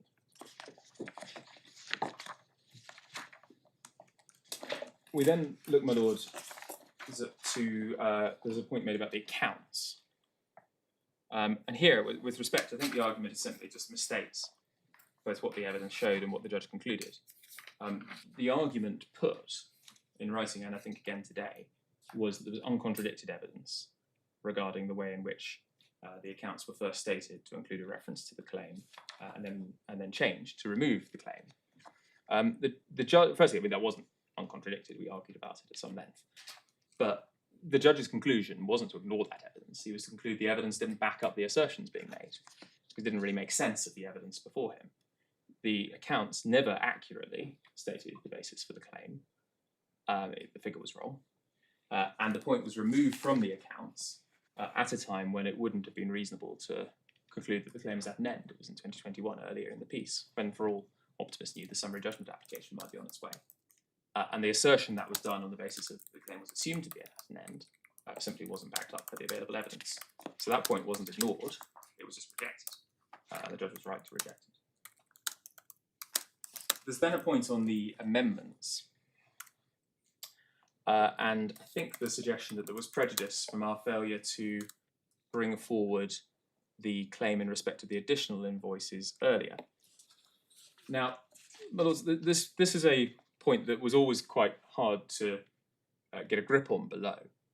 I think the argument is that had the claim proceeded on its, and this is me attempting to accurately, I'm not trying to in any way caricature it, had the claim proceeded via a summary judgment application in the normal way, we would have brought in our claims by amendment sooner. That would have triggered Optiemus to realise we thought the contract was still on foot, and on that basis it would have purported to terminate the contract sooner. So there's prejudice from that sort. No, there's a couple of problems there. The court can't resolve right now, I would suggest, but there are only very limited circumstances under the contract in which it can be terminated. It can only be terminated for cause via notice, and obviously that wasn't done. And our primary response to this point is there was no basis to have done that. So the point fails on its merits. That's one of the points the judge said he couldn't resolve. It's also, with respect to Optiemus, wrong as a matter of fact, because of course it did know that we considered that liabilities were continuing to accrue under the contract after the work had stopped, because the 2019 invoice, which was originally sued on, post-dated the stop of work by quite a long period. And a point I touched on earlier, and I didn't want to tread on my learned friend's toes, is there was an invoice issued in September 2020, which specifically claims for that period, even after the claim had been issued, and even after, on Optiemus's case, it thought we weren't pursuing it. And that point is positively pleaded by the defence. I'll just quickly show you this. at page 152 of the core bundle, paragraph 69.1. We're obviously getting into the evidence. This is one of the reasons why it's always invidious to do this on appeal. But the suggestion that, so that's the defendant's case, that there was a further invoice sent in September 2020 for the minimum period for period 3. If it was going to terminate, because it would have realised we were still claiming further sums were falling due, it would have done so then, and it didn't. So the point just fails on the facts. But in any case, there's no prejudice, because as matters stand, it can still run these points. It is still running these points, if it wishes to, based on termination and estoppel, and they can be resolved in due course. There was no obligation on BlackBerry to bring these claims in 2021. Indeed, they hadn't even accrued until 21-22, and they're all well within time at the point at which the amendment was brought. So this is an argument that, even in its own terms, absent some kind of estoppel or implied termination, just fails on the facts. It certainly isn't a relevant source of prejudice that would justify striking out the original claim.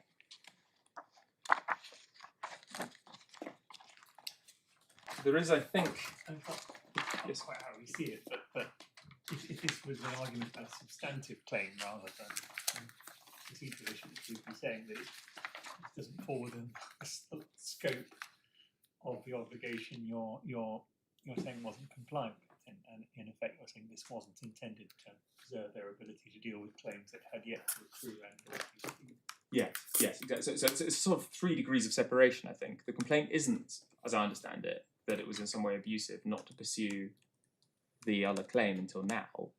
It's that it was abusive to delay the original claim, and had we not done that, we would have pursued the claims that are now brought by amendments sooner, and therefore, in turn, Optiemus would have done something to make it less likely that those claims could arise. And I mean, it fails on multiple levels, I suggest, but it's a long way removed from the supposed abuse. It's also wrong on the facts for the reasons I've just shown. It's not consistent with what actually happened. So it does, with respect, not. I mean, it was described, I think, below as submarine pursuit of the claim, which was slightly enigmatic, but it just isn't a ground to strike out a claim that doesn't include these amendments. I could say that the meaning of that heading is still lost on me. Maybe it's invidious for me to comment, but yes, we struggle with it too. I don't think it appeared today, so maybe that view's been taken across the bench as well. There's then a point about interest, and here, my lord, we do struggle with this. This wasn't a point that the kind of judge made a mistake on and didn't think about. It was argued at the consequentials hearing. Interest could have been dealt with in various ways. I proffered in submissions that BlackBerry would limit its claim to interest if the court was concerned that we would otherwise benefit from an unjustified delay. So that was volunteered before the decision on abuse was reached. There was a debate, and of course that's a proportionate response to the abuse. It identifies the downside of the abuse and deals with it. There was a debate at the consequentials hearing actually on 2 points. One was whether we should get no interest for the period, or whether the interest should be limited to the time value of the money to Optiemus. And the point that I ran but lost on was that I could well see why we shouldn't get more than the time value to Optiemus, but Optiemus did have the money, and on the assumption we win the claim, it shouldn't have done. So from a purely restitutionary perspective, that bit of the interest claim shouldn't be lost. But the judge decided that was potentially complex and would require further evidence, and I lost on it. I don't appeal on it. So we have suffered a genuine detriment. We now can't claim interest at all for the period of delay, and Optiemus, either at worst for it, hasn't suffered any detriment, and at best, if it loses the claim, it's had a bit of a windfall because it's had an extra $6 million that it wouldn't have otherwise had for that period. So it won on that point. The second point that was argued was what should happen with the amendments, and here we won this point. Our argument was that in circumstances where those claims were brought within time and were not in any view brought abusively, there's no abuse in respect of them, there was no basis to disallow interest at this stage for those claims. They simply weren't affected one way or the other by the abuse. The court might well decide at the end of trial that if they should have been brought sooner, interest should be limited in either duration or amount.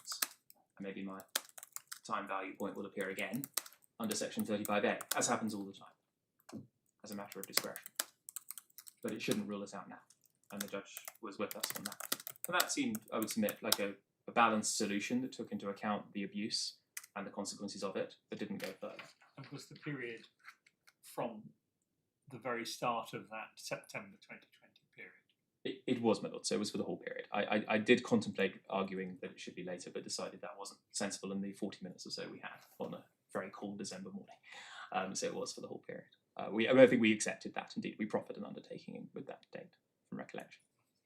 At that point, wasn't argued.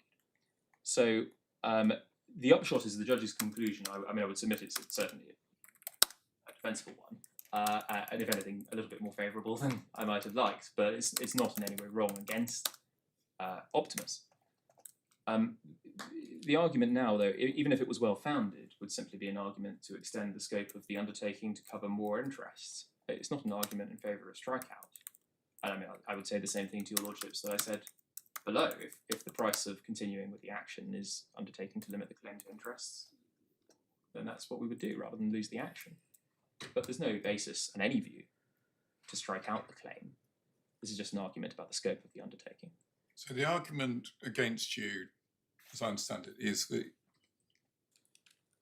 it's not a complete answer to say, well, we could have started fresh proceedings for these amounts, because you've actually chosen to incorporate them into these proceedings by way of amendment for whatever reason. If these proceedings, the one and only proceedings, had been brought properly, then you would have applied earlier to amend. So the logic of the point on the existing claims applies here too. That's, I think, the argument. I think that probably is the argument, but it presumes, I would submit, the point it has to demonstrate, which is that these claims couldn't have been brought later. And in any event, the question of whether they should have been brought earlier is a matter that needs to be dealt with now by way of an undertaking, rather than simply in the ordinary way as a matter of the court's discretion. Well, the advantage to them of an undertaking is, I would suggest, blindingly obvious. Well, I can see why they want it, Lord, yes. But there's no... Well, the submission I made, and which the judge accepted, was that that's not a question that should be prejudged now in respect of the causes of action, which... and there's quite a lot of factual nuance here. I mean, for example, the claims only accrued in or at their earliest. It's an argument they only accrued later, but at their earliest in 2020, 21 and 22. So they couldn't have been bought, 2/3 of them, at the start of the period at issue. And that it's therefore, there's just no safe factual basis to assume that they would have been folded into the earlier action had it been pursued. The real complaint about the amended claims, if there is one, is simply that there was a delay which is such that there should be a reduction in the interest claimable because the other side shouldn't be held responsible for that full period as a matter of the court's approach in the ordinary way under the statutory interest regime. And that point shouldn't be prejudged at this stage and decided through what I would submit as the wrong lens, which is a debate about abuse in relation to a different claim, which these didn't form a part of. And we could, of course, have proceeded in an entirely new claim and the point wouldn't even be open to the other side, which rather demonstrates that this just isn't the right vehicle for this argument. As I say, at most, though, it does just go to the scope of the undertaking. It doesn't justify strikeout. I think those are the discretionary factual decisions that the other side challenged. There's a couple of points of principle, I think. Whether these were really independent points or not, I'm not sure. But in particular, a suggestion, I think, that as a matter of principle, the judge was wrong to take into account the defendant's own conduct at the strikeout stage of the inquiry. And our short point on that, my lord, is that's just wrong as a matter of law. It's right that the defendant's conduct is not relevant when deciding if the claimant's delay is an abuse. That's clear enough from Arbuthnot and later cases. But the cases consistently take into account the defendant's conduct in assessing whether a strikeout is a proportionate sanction. That is equally orthodox. It's also and Aziansky is authority for the proposition among others. It's a particular point of significance in this case as well, I'd submit, because this is not a case, I touched on this earlier, it's not a case that you sometimes see where the claimant stops making progress and the defendant doesn't do anything about it. It's a case where the defendant's own breaches of the rules were, on an unappealed finding, the original reason why there was a delay, and a justified delay. So the defendant's own conduct is a breach of a specific rule, indeed a wholesale disregard of procedural requirements, and caused a delay at least from January to August inclusive 2020, which was objectively justifiable. So when looking at whether the extent of the delay is a matter that is relevant in strikeout, it surely is relevant that at least part of it was the defendant's fault. That's not the bit that the judge thought was abusive. Yeah, Those so are different periods. that's right. But when you're coming to strikeout, the parties look at, the court looks at all the parties' conduct, including, for example, whether the defendants have sought to progress the action or not later. So another point that comes in is whether the defendants acted promptly in seeking strikeout. And again, I made the submission below. They didn't.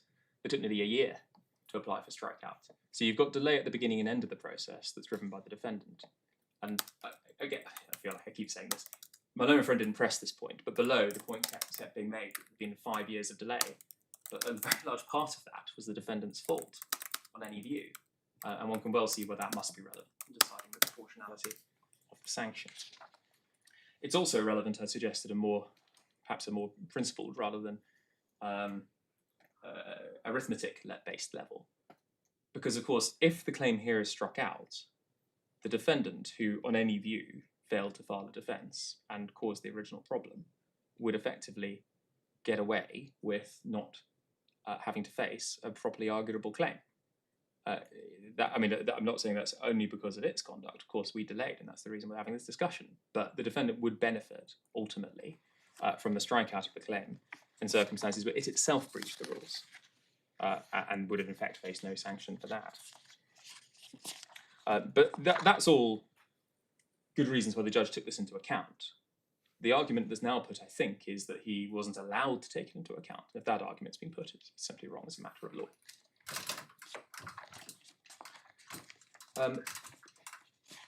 I don't believe my learned friend developed his argument that there was no specific rule.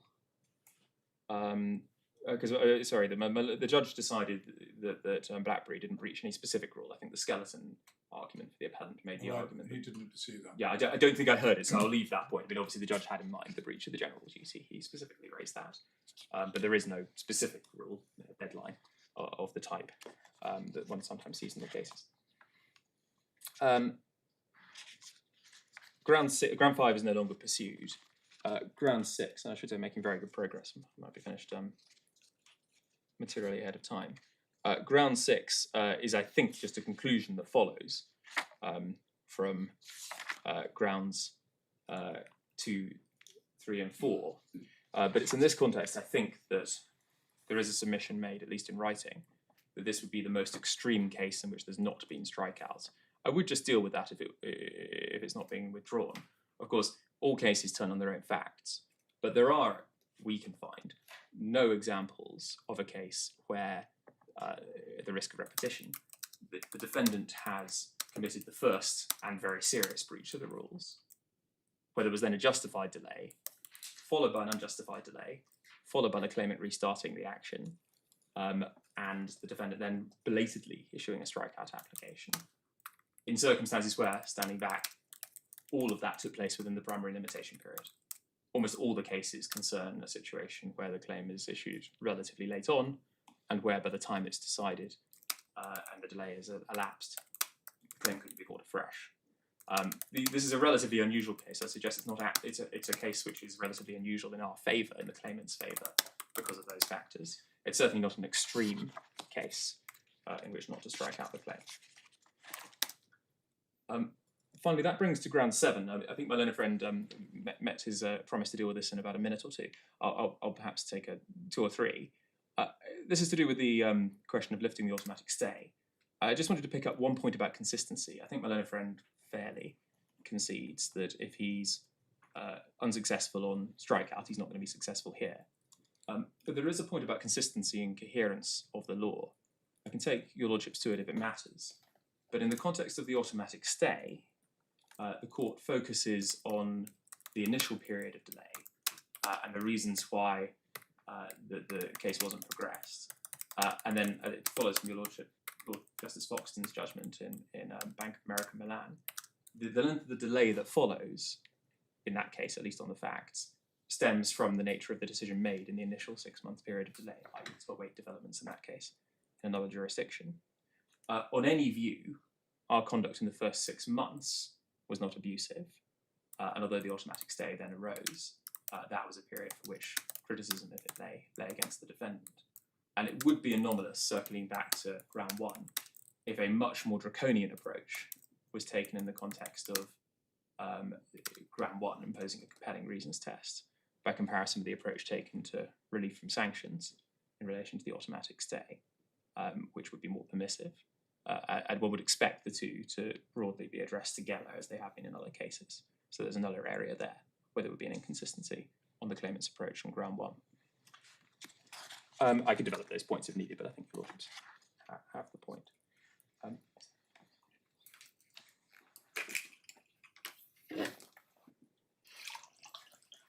I think told my lord that there are passages from the new judgment that Lord Justice Foxton adverted to which are very helpful. I'm not sure I can take that further at this exact moment, but You're all dire surprised it's not a judgment of mine. yes. I think matter of principle I think I've already addressed, and unless we need to come back to your lordships, if it would assist, obviously we can. I suspect it's not worth me doing that on the fly at the moment. So I think. No, thank you very much indeed. Thank you very much, Lord. Yes. Yes, my lord. I do have a few things I want to say by way of reply. May I just have a minute to take instructions? Yes, of course.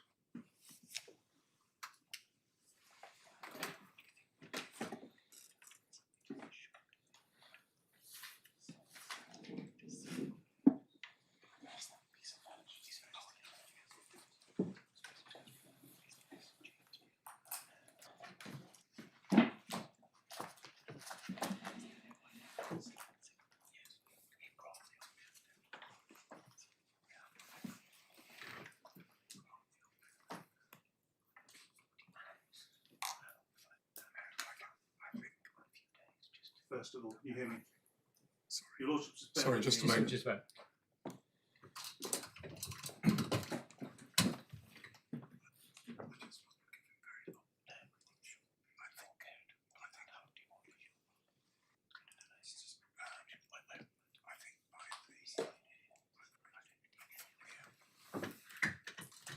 Yes. My lord, I'll try and deal with the points arising in the same order as my letter addressed to the court this afternoon. Starting with the legal test, he said that the compelling reasons pertain to the reason not to strike out, not to the abuse. If I said otherwise this morning, I misspoke. That's clearly Your meaning was clear. Sorry? Your meaning was Even clear. if my expression clearly wasn't. No. Now, my learned friend says, which I found quite surprising, that the compelling reasons test is difficult to apply. In my submission, one of its benefits is the ease of applying it because of its nature in compared with the discussions, investigations we've been having today. This is a point I've made before. I say it is an easier test to apply because it starts from a presumptive standing. As to the position going forwards, whatever this court's judgment, no matter in whose favour you find, there will be undoubted clarity to all court users, whether you're with me or my learned friend. No pressure, clearly, but that's the reality of the situation. And whatever test your lordships find will undoubtedly be a benefit to the community at large. In terms of cases, I'll go through them as quickly as we can. Chest Hospital, my learned friend, sought to make something of the fact that that was a weak claim. Now I say that the merits should be of peripheral influence and weight in a case like this. If there is a strong claim, as my learned friend keeps saying his clients have, they should get on with it. That can't be a reason to condone delay, even abusive delay. Quite to the contrary. In terms of the cases I didn't address, part of that was the desire to keep to the court's aspiration of completing within a day. And the fact that in my submission, it's the early cases, which are Court of Appeal authorities, which are binding authorities, and the last cases, especially those which aren't overturned, part of the ratio that are the important cases. But dealing with some of them, my learned friend said that in fact I was wrong, and that there is one example of a case where abuse did not lead to strikeout. That, I think, the case he gave was the real credit case. That is not the Grovett style abuse of process case. It's the breach of, I think, an unless order. It's qualitatively different.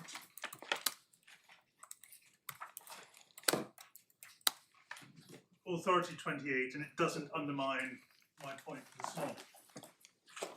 Failure to comply with an unless order in relation to discovery, there's no reference to Grovett in that judgment. So I'll deal with that very briefly.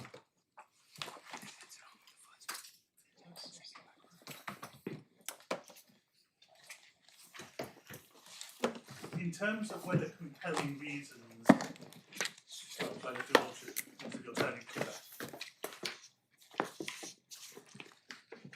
You've said there's no reference to Grovett in it. So, pardon? No reference to No Grovett. reference to Grovett. Page 234 at the beginning, Stucky, failure to comply with an unless order for discovery. I say that doesn't advance my learned friends. My lord, Well, it's just it wrong. does refer to Arbuthnot, and it talks about warehousing. Yes, There's- it does, but there's the two order limbs, was my at lord. the end as an alternative. The two limits of the decision, one are an unless order, and then second, beginning on the third paragraph in 240, it is so-called warehousing. Because or there was an appeal and a cross appeal, I think, in this case. So it does seem to be I'm sorry, I do a apologise. warehousing. But It does seem to be a Yes. warehousing case. It wasn't mentioned in terms, but clearly was. it was a primary thing an unless order. But if that is the only case against me, then there will be an exception, and that is the sole exception of all the multiple cases in front of the court. Next case my learned friend mentioned was Purdy, and that's a personal injury claim, although that's not evidence of it.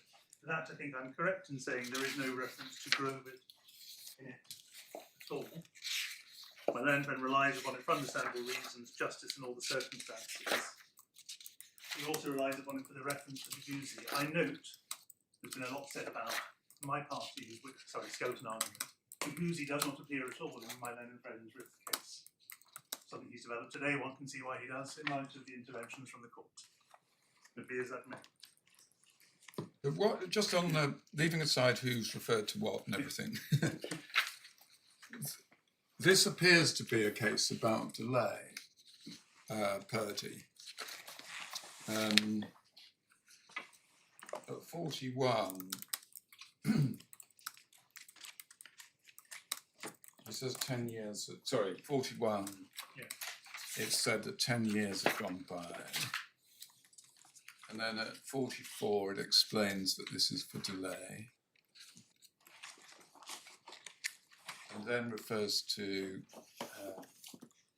various rules. And as was pointed out in Lloyd, it might have referred also to 3.4 2b.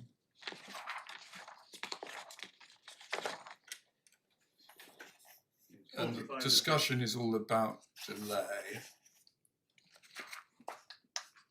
And so the substance of the argument against you is that this is setting out in fairly clear terms the approach of the courts after the introduction of the CPR, and it's a Court of Appeal decision.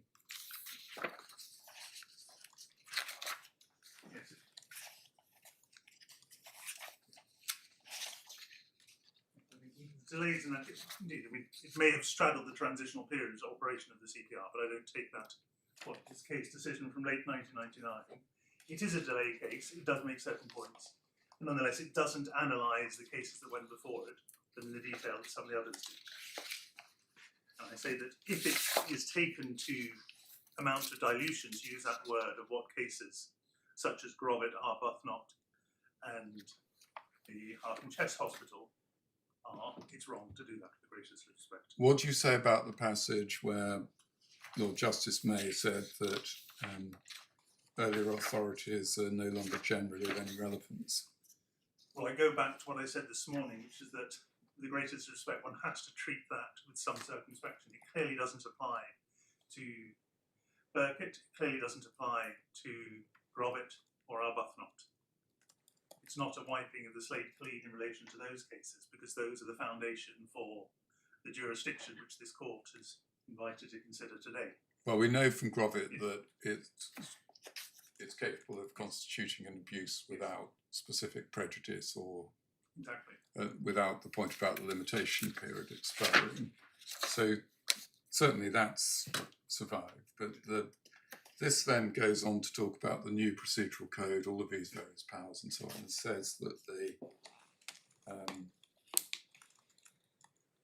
court has to decide in 46 whether it's necessary or appropriate. Sorry, that it has all these powers under the rules, and then says it may well not be necessary or appropriate to analyse that question by reference to a rigid and overloaded structure based on previous case law, effectively. Yeah. So the judge in this case had in mind the fact that it was a new procedural code. When you say the judge in this case, you mean in In the one we're looking at in Purdy, so Yes. Lord Justice May. Yes. He did have that, and as I said before, fully recognised that CPR are a new procedural code. One of the key submissions I've made is that that should not be treated as thinking that it leads to a greater indulgence of abuse, far from. Hence the cases I've taken the court to, which show that the importance of complying with time limits, the importance of cooperation is all the greater under the new regime. So there is obviously material in here which supports a broader test. I say, however, that has to be read against the authorities that preceded it, namely the trilogy of cases I've already mentioned.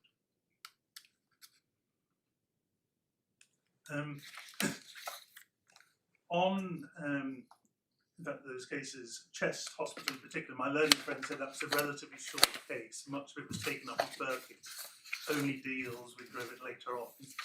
Well, one can say that a lot of the cases he relies upon, most particularly Asturian, Al Ibrahim. That, as I've said before, and I think my learned friend may have misunderstood what I said this morning. I reckon that as being if not the leading case on stage 1. It has absolutely nothing to say on stage 2. It's that one paragraph, it's simply, well, there's no basis for interfering with what the judge decided below. That's it. That says nothing in shaping what the response in stage 2 is. My lord looks on the verge of questioning. No, I think your point that this was true of authorities relied on both sides, I think, was very fair. I might say fair. When we went to that solitary paragraph in Lord Justice Arnold's judgment, the same thought would occur.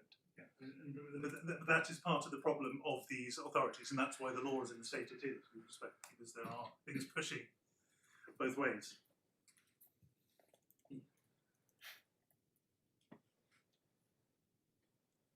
I'm trying to process this as quickly as I can.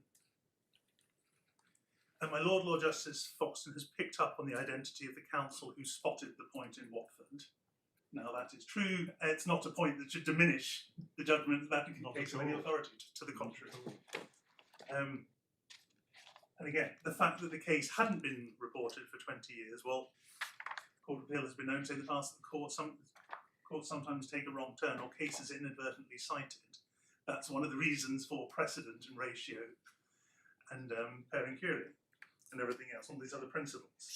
I say, going back to what I said before, that the early cases, including up to Chest Hospital, are binding authority and survive the coming into force of the civil procedure rules.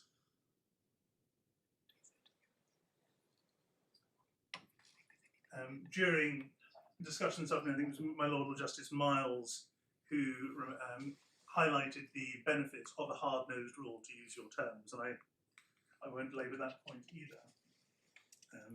And again, the point my Lord Justice Foxton made about an intentional breach being worse often and leading to greater sanction. And the fact that if there is a difference between Grovard style abuse and other kinds of abuse might incentivise parties to run a Grovard style abuse argument more than others. Well, that always happens. That was true post-Grovard of parties relying upon Grovard, not Burkitt and James. So in my submission, that point doesn't really take the argument any further. Either there is an argument, and some arguments will be more helpful to defendants than others, or there isn't. Now, in terms of prejudice and the fact that the judge had to deal with prejudice, the judge had to deal with prejudice because points were raised by my clients, on behalf of my clients. And that's undoubtedly true. I've made the point before that that then involves sometimes quite a close examination of a whole range of things which the court wouldn't have to deal with if there were a different test. And those comments, the submissions made on behalf of my clients, and to the extent I endorse them today, are made without prejudice submission. The question of prejudice shouldn't really come into it, and one of the reasons it shouldn't is because of the difficulties it puts on a defendant in having to show its hand and saying, well, look at these issues where evidence is required and we are in a worse position than we would have been but for the delay. I will take you shortly to a few bits in the defence in the core bundle which shows where there's allegations of errors, and I say that this is fact sensitive, so that evidence is of value.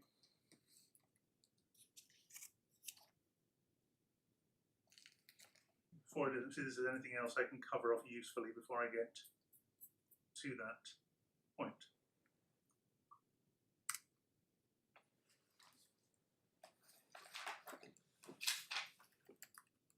So the easiest place to go to is the defence in the core bundle.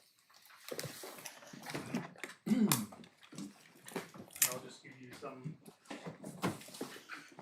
paragraph references. So the core bundle, tab 13, defence and counterclaim.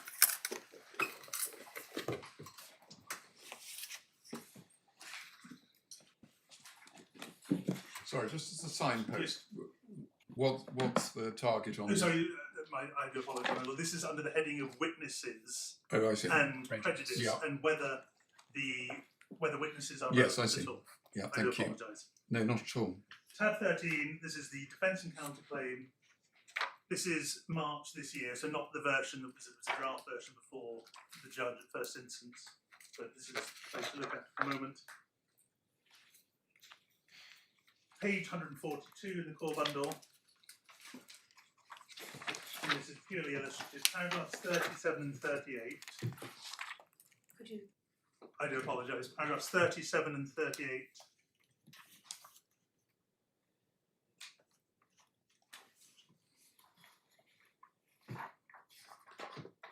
Sorry, you'll may have looked at this in the intervening seconds.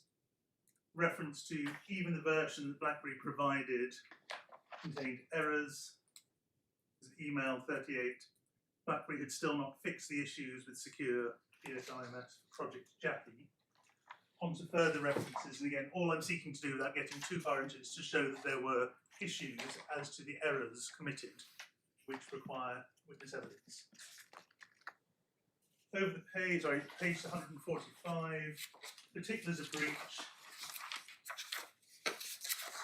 Subparagraph 2, the software did not comply with the applicable BlackBerry documentation containing errors. Paragraph 4, services not performed in a competent and professional manner performed late, software provided contained errors. Over the page, paragraph 8, again, reference to providing software containing errors. And finally, paragraph 92.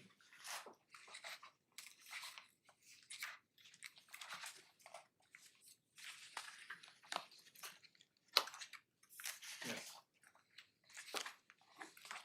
Again, allegation of defective services provided failed to prevent or alert the user to the loading of insecure software into mobile devices and various particulars of breach given.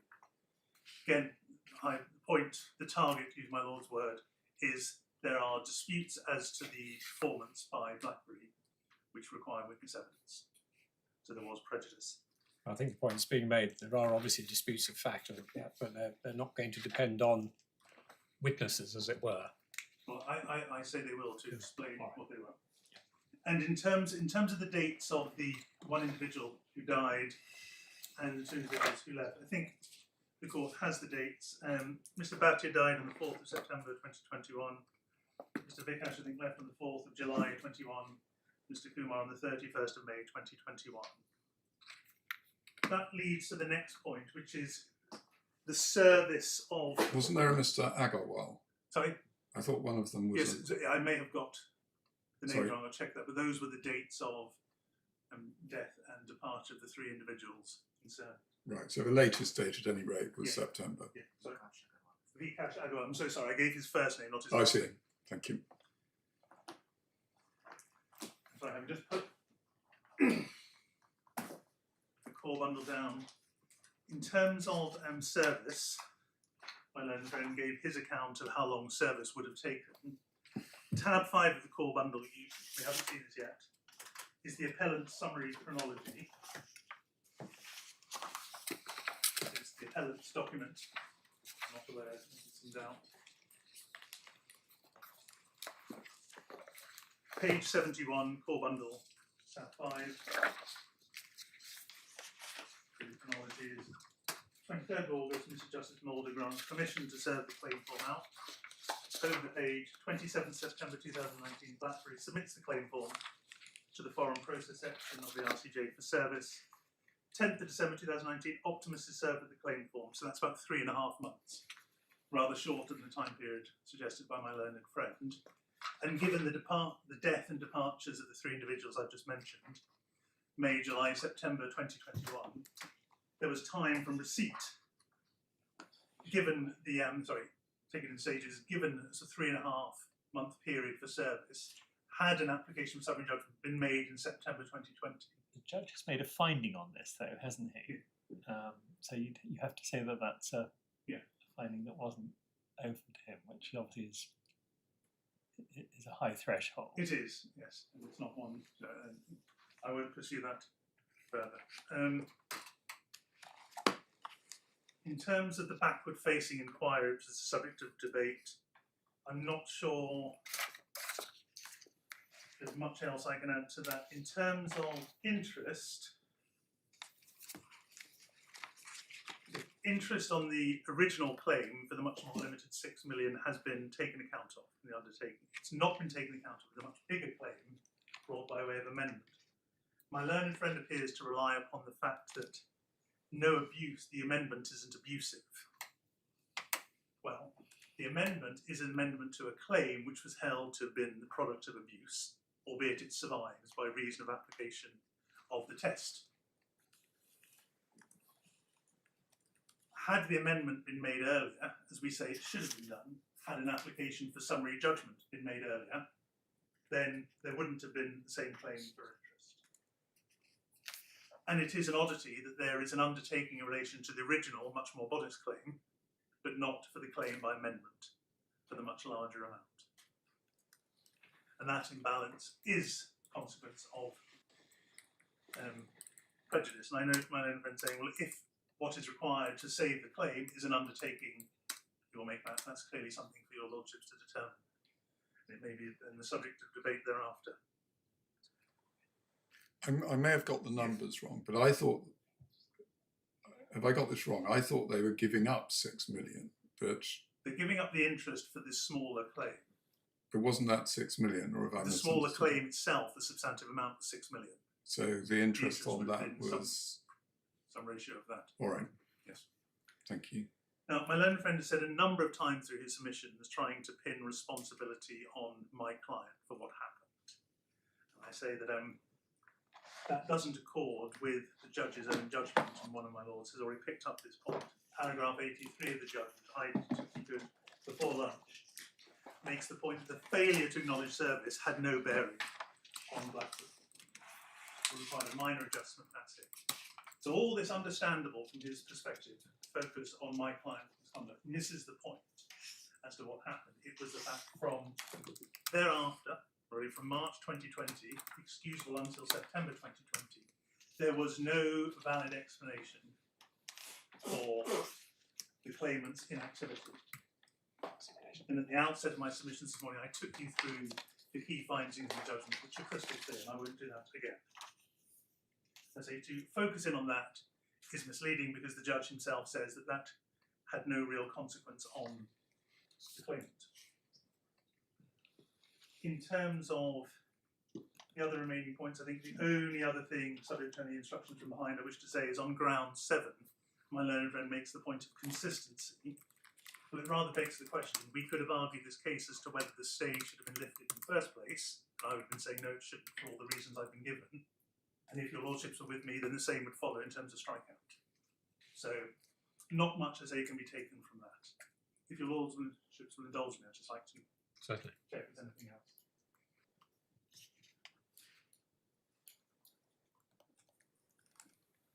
And the only other thing to say is that I don't think there's anything useful I can say at the moment in relation to Pligo. I will go away and have a look at it. It's Well, one we of the will- two judgments my lord had hand in today, I think.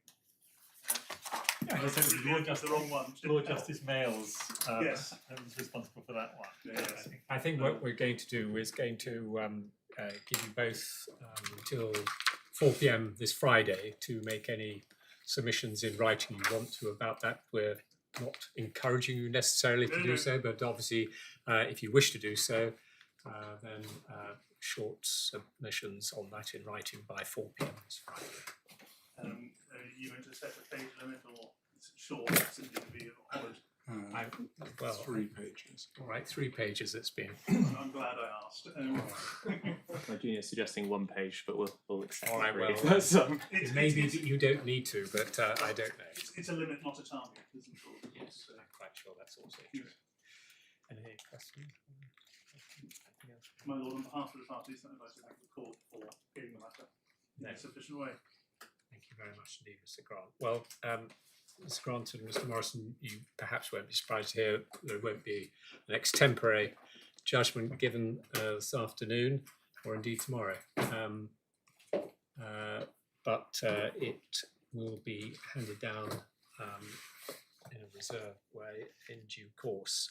You'll obviously have the opportunity when a draft is prepared to look at it, as will those who need to see it.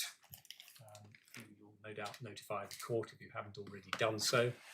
I'm quite sure that it doesn't need me to remind you of the fact that it's confidential to yourselves and that any wider dissemination is taken extremely seriously and with potential draconian consequences. And obviously the purpose is to provide you with the opportunity for factual and grammatical errors, if there are any. I think that only leads me to say on behalf of all of us that Mr. Grant, Mr. Morrison, we're very grateful to the way in which you've subsumed all of the very helpful submissions in this time period. We're grateful to obviously Mr. Chandra and Mr. Swarup for their assistance and all those who are part of your legal teams. And I think that is all that needs to be said at this juncture. Thank you very much indeed. Court rise to table.